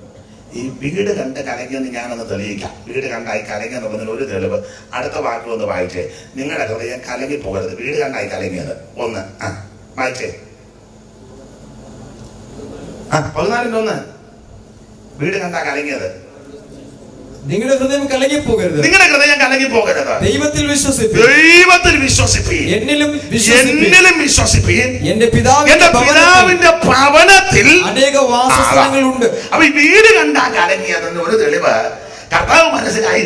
ഈ 12 എണ്ണോ ഈ വീടും പത്രാസും കണ്ട് കലങ്ങിയിരിക്കുക. അതുകൊണ്ട് കർത്താവ് പറഞ്ഞ കലങ്ങരുത്, വീട് കണ്ടാ കലങ്ങരുതെന്ന് തെളിയിച്ചത്. അതുകൊണ്ട് ആ വീടിനെ പറ്റി ഉടനെ പറഞ്ഞത് നിങ്ങളുടെ ഹൃദയം കലങ്ങിപ്പോകരുത് എന്ന് പറഞ്ഞാൽ ഈ വീട് മണ്ണും ഇഷ്ടികയും കമ്പിയും സിമെന്റും മെറ്റിലും കുമ്മായും ഒക്കെ ഉള്ള കൂട്ട് ചേർത്തുണ്ടാക്കിയ വീടാണ്. ഒരു ചെറിയ അനക്കം, ചെറിയ അനക്കം വന്നാൽ മതി, പപ്പടം പൊടിയും പോലെ പൊടിയും. പക്ഷെ ഇതിലൊക്കെ മെച്ചമായ ഒരു വീടൊരുക്കാൻ ഞാൻ പോവാം. ഈ വീട് കണ്ട് കലങ്ങരുത്. അവൻ ഞാൻ നിങ്ങൾക്ക് വേറൊരു വീടൊരുക്കാൻ പോകുകയാണ്. ആ വീടെല്ലാം ഒരുക്കി ക്രമീകരിച്ചേച്ച് ഞാൻ പിന്നെയും വന്ന് നിങ്ങളെ എന്റെ അടുക്കൽ ചേർത്തുകൊള്ളും. പണ്ട് എം.എ. ചെറിയാച്ചൻ പണ്ട് പാടാൻ എം.എ. ചെറിയാച്ചൻ പണ്ടൊരു പാട്ട് പാടി, നാടില്ല നമുക്ക് ഉലകിൽ വീടില്ല നമുക്ക് മരുവിൽ, നാടില്ല നമുക്ക് ആമേൻ, വീടില്ല നമുക്ക് മരുവിൽ, സ്വർലോകത്തിൻ തങ്കത്തെരുവിൽ നാം കാണും വീടൊന്ന് വിരവിൽ, സ്വർലോകത്തിൻ തങ്കത്തെരുവിൽ നാം കാണും വീടൊന്നു വിരവിൽ, വാർന്നോരൻ പരനുലകിൽ തുമ്പങ്ങൾ തീർക്കുമ വരുമേ, എൻ പാടുകൾ ആകം നീടുമേ, ഞാൻ പാടി കീർത്തനം ചെയ്യുമേ. ഇനി എത്രയും അല്പകാലം കഴിഞ്ഞിട്ട് വരുവാനുള്ളവൻ വരും. അതിനാകത്തെ തെളിവും ഉറപ്പും നമ്മുടെ കർത്താവ് പറഞ്ഞയച്ചാ പോയത്. അവൻ വാക്ക് മാറുന്ന ദൈവമല്ല. ഊവെന്നും ഇല്ല എന്നും അവന്റെ വാക്ക് അവനിൽ വിശ്വസിക്കാൻ പറ്റിയ, അംഗീകരിക്കാൻ പറ്റിയെന്ന, അനുഗമിക്കാൻ പറ്റുന്ന ഒരുവനേ ഉള്ളൂ, യേശു ക്രിസ്തു മാത്രം. അപ്പൊ യേശു ക്രിസ്തു വീണ്ടും വരും. ഒന്നാമത്തെ തെളിവ് കർത്താവ് പറഞ്ഞു പോയി. രണ്ടാമത്തെ ഒരു തെളിവ് പറഞ്ഞ് എല്ലാ ഭാഗവും പറയാൻ സമയമില്ല. പ്രവർത്തികളുടെ പുസ്തകം 1-ാം അധ്യായത്തിന്റെ 10-ാം വാക്യം വായിച്ചേ. യേശു വീണ്ടും വരുമെന്നുള്ളതിന് രണ്ടാമത്തെ ഒരു തെളിവ്. അപ്പോ ഗലീല പുരുഷന്മാരെ നിങ്ങൾ ആകാശത്തിലേക്ക് നോക്കി നിൽക്കുന്നത് എന്താ? നിങ്ങളെ വിട്ട് സ്വർഗാരോഹണം ചെയ്ത ഈ യേശുവിനെ സ്വർഗത്തിലേക്ക് പോകുന്നവനായി നിങ്ങൾ കണ്ടതുപോലെ തന്നെ അവൻ വീണ്ടും വരുമെന്ന് പറഞ്ഞു. പശ്ചാത്തലം നമുക്കറിയാം. നമ്മുടെ കർത്താവാകുന്ന യേശു ക്രിസ്തു പങ്കപ്പാടുകളൊക്കെ സഹിച്ച് മരിച്ചു, അടക്കപ്പെട്ടു, ഉയർത്ത് ആ 40 ദിവസം തന്നെ ശിക്ഷാമൃതങ്ങൾക്ക് പ്രത്യക്ഷപ്പെട്ടു. ഒടുവിൽ ഇവരെയെല്ലാം കൂട്ടി ബെഥാനിയോളം കൊണ്ടുപോയി അവര് നോക്കി നിൽക്കുമ്പോൾ അന്ത്യകൽപ്പന കൊടുത്ത യേശു മേളിലോട്ട് പോകുന്ന ഭാഗമാണ്. മേളിലോട്ട് പോയി ഒരു മേഘം വന്ന് മൂടി അവനെ മറച്ചു. അവൻ അവരുടെ കാഴ്ചയ്ക്ക് മറഞ്ഞപ്പോ വെള്ളവസ്ത്രധാരികളാകുന്ന 2 ദൂതന്മാര് വന്ന് പറയുകയാ, ഗലീല പുരുഷന്മാര്, നിങ്ങൾ ആകാശത്തിലേക്ക് നോക്കി നിൽക്കുന്നത് എന്താ? നിങ്ങളെ വിട്ട് സ്വർഗാരോഹണം ചെയ്ത ഈ യേശു സ്വർഗത്തിലേക്ക് പോകുന്നതായി നിങ്ങൾ കണ്ടതുപോലെ അവൻ വീണ്ടും വരും എന്ന് പറഞ്ഞ 2 ദൂതന്മാര് സാക്ഷ്യം പറയാ, അവൻ പോയതുപോലെ വീണ്ടും വരും. നമുക്കറിയാം ഉറപ്പെന്നാന്ന് ചോദിച്ചാൽ നമ്മുടെ കർത്താവാകുന്ന മിശിഹാനമ്പുരാൻ ജനിക്കുന്നതിന് 6 മാസത്തിൽ ഗബ്രിയേൽ മാലാഖ നസറേത്ത് വന്ന് മറിയയ്ക്ക് പ്രത്യക്ഷപ്പെട്ട് പറഞ്ഞു, കൃപ ലഭിച്ചവളെ നിനക്ക് വന്ദനം. വന്ദനം കേട്ട മറിയ ആശ്ചര്യപ്പെട്ടപ്പോൾ ദൂതൻ പറഞ്ഞ് പേടിക്കണ്ട, ഞാൻ ഗബ്രിയേല. ഉടനെ മറുപടി, നീ ഒരു കുഞ്ഞിന് ജന്മം കൊടുക്കും. മറിയ പരിഭ്രമിച്ചിങ്ങനെ ചോദിച്ചു, പുരുഷനെ ഇറങ്ങിയാൽ എങ്ങനെ സംഭവിക്കും? മറുപടി, ഇത് പുരുഷന്റെ ഇഷ്ടത്താലല്ല, അത്യുന്നതന്റെ ശക്തിയാൽ നിന്റെ ഉദരത്തിൽ ഒരു കുഞ്ഞ് ഉരുവാകും. അവൻ മാനവജനതയെ പാപങ്ങളിൽ നിന്ന് രക്ഷിപ്പാനിരിക്കൊണ്ട് അവൻ യേശു എന്ന് പേരിടണം. ഇന്ന് രാത്രി ഒരു കാര്യം കൂടെ ചേർത്ത് പറയാം. മനുഷ്യവർഗത്തിന്റെ പാപത്തിന്റെ പരിഹാരം ഒറ്റ മാർഗമേ ഉള്ളൂ, യേശു ക്രിസ്തുവിന്റെ പരിശുദ്ധ രക്തം. കർമ്മമാർഗം കൊണ്ട്, പുണ്യപ്രവൃത്തി കൊണ്ട്, ദാനധർമ്മം കൊണ്ടൊന്നും പാപം പരിഹരിക്കപ്പെടുകയില്ല. പാപം പരിഹരിക്കപ്പെടുന്നത് യേശുവിന്റെ പരിശുദ്ധ രക്തത്താല. അവന്റെ പുത്രനായ യേശു ക്രിസ്തുവിന്റെ രക്തം സകല പാപവും പോക്കി നമ്മെ ശുദ്ധീകരിക്കും. ഈ വസ്തുത പറഞ്ഞ് ദൂതൻ ദൂര് പറഞ്ഞേ ചെന്ന് പോയി. മറിയ വിശ്വസിച്ചു. പറഞ്ഞതുപോലെ മറിയ ഗർഭവതിയായി. പ്രസവകാലം തികഞ്ഞു. ആദ്യ ജാതനെ അവൾ പ്രസവിച്ചു. വടിയമ്പലത്തിൽ സ്ഥലമില്ലായകയാൽ ശീലകൾ ചുറ്റി പശുത്തൊട്ടിയിൽ കിടത്തി. പാകമൊക്കെ നിങ്ങൾക്ക് നന്നായിട്ടറിയാം. ആ ഒരു ദൂതൻ വന്ന് പറഞ്ഞു, നീ ഗർഭവതിയാകും, പ്രസവിക്കും. അതുപോലെ നടന്നു. നമ്മുടെ കർത്താവ് സ്വർഗത്തിലേക്ക് പോയപ്പോൾ അവൻ 2 ദൂതന്മാര് വന്ന് പറയുകയാ, അവൻ പോയതുപോലെ വീണ്ടും വരും. ഒരു ദൂതൻ പറഞ്ഞ കാര്യം അച്ചട്ടായിട്ട് നടന്നെങ്കിൽ 2 ദൂതൻ പറഞ്ഞ കാര്യം നിശ്ചയമായിട്ട് നടക്കും. ഇന്ന് രാത്രി ഇനി എത്രയും അല്പകാലം കഴിഞ്ഞിട്ട് വരുവാനുള്ളവൻ വരും. ബാക്കി ഭാഗം ഞാൻ പ്രസംഗിക്കുന്നില്ല. ഇന്ന് രാത്രി നമ്മുടെ പ്രത്യാശ വർദ്ധിക്കണം. യേശു ക്രിസ്തു വീണ്ടും വരും. കർത്താവിന്റെ വരവിൽ എടുക്കപ്പെടണമെങ്കിൽ ഒന്ന് അവൻ രക്ഷിക്കപ്പെടണം. Praise the Lord. യേശുവിന് ഹൃദയം കൊടുക്കണം. അവൻ ഇന്ന് രാത്രി കൈവെക്കാനെന്ന് ഞാൻ അവകാശപ്പെടുന്നില്ല. അവൻ ഹൃദയം ഇന്ന് രാത്രി യേശുവിന് കൊടുക്കണം. യേശുവെ, ഞാൻ ഞാനൊരു പാപിയാ, എന്റെ പാപത്തിന്റെ പരിഹാരത്തിന് അങ്ങ് മരിച്ചുവെന്ന് ഇന്ന് രാത്രി ഞാൻ വിശ്വസിക്കുന്നു.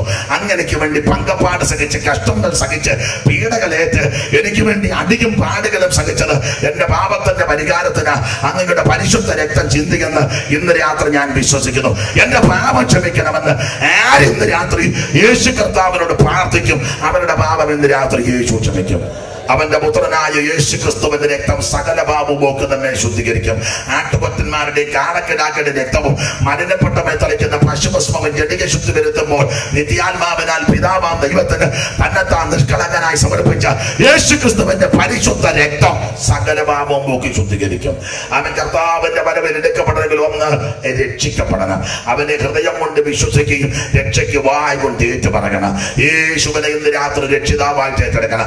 5 പൈസ മുടക്കണ്ട, യാതൊരു ഭൗതിക വസ്തുക്കളും മുടക്കണ്ട, യാതൊരു ഭൗതിക നേർച്ച കാഴ്ചകളും വെക്കണ്ട. ഇന്ന് രാത്രി ഹൃദയം യേശുവിന് കൊടുക്കുക. ആരിന്ന് രാത്രി യേശുവിന് രക്ഷിതാവായി സ്വീകരിക്കും? ആർക്കും ഇന്ന് രാത്രി യേശുവിന് രക്ഷകനായി തിരഞ്ഞെടുക്കാം.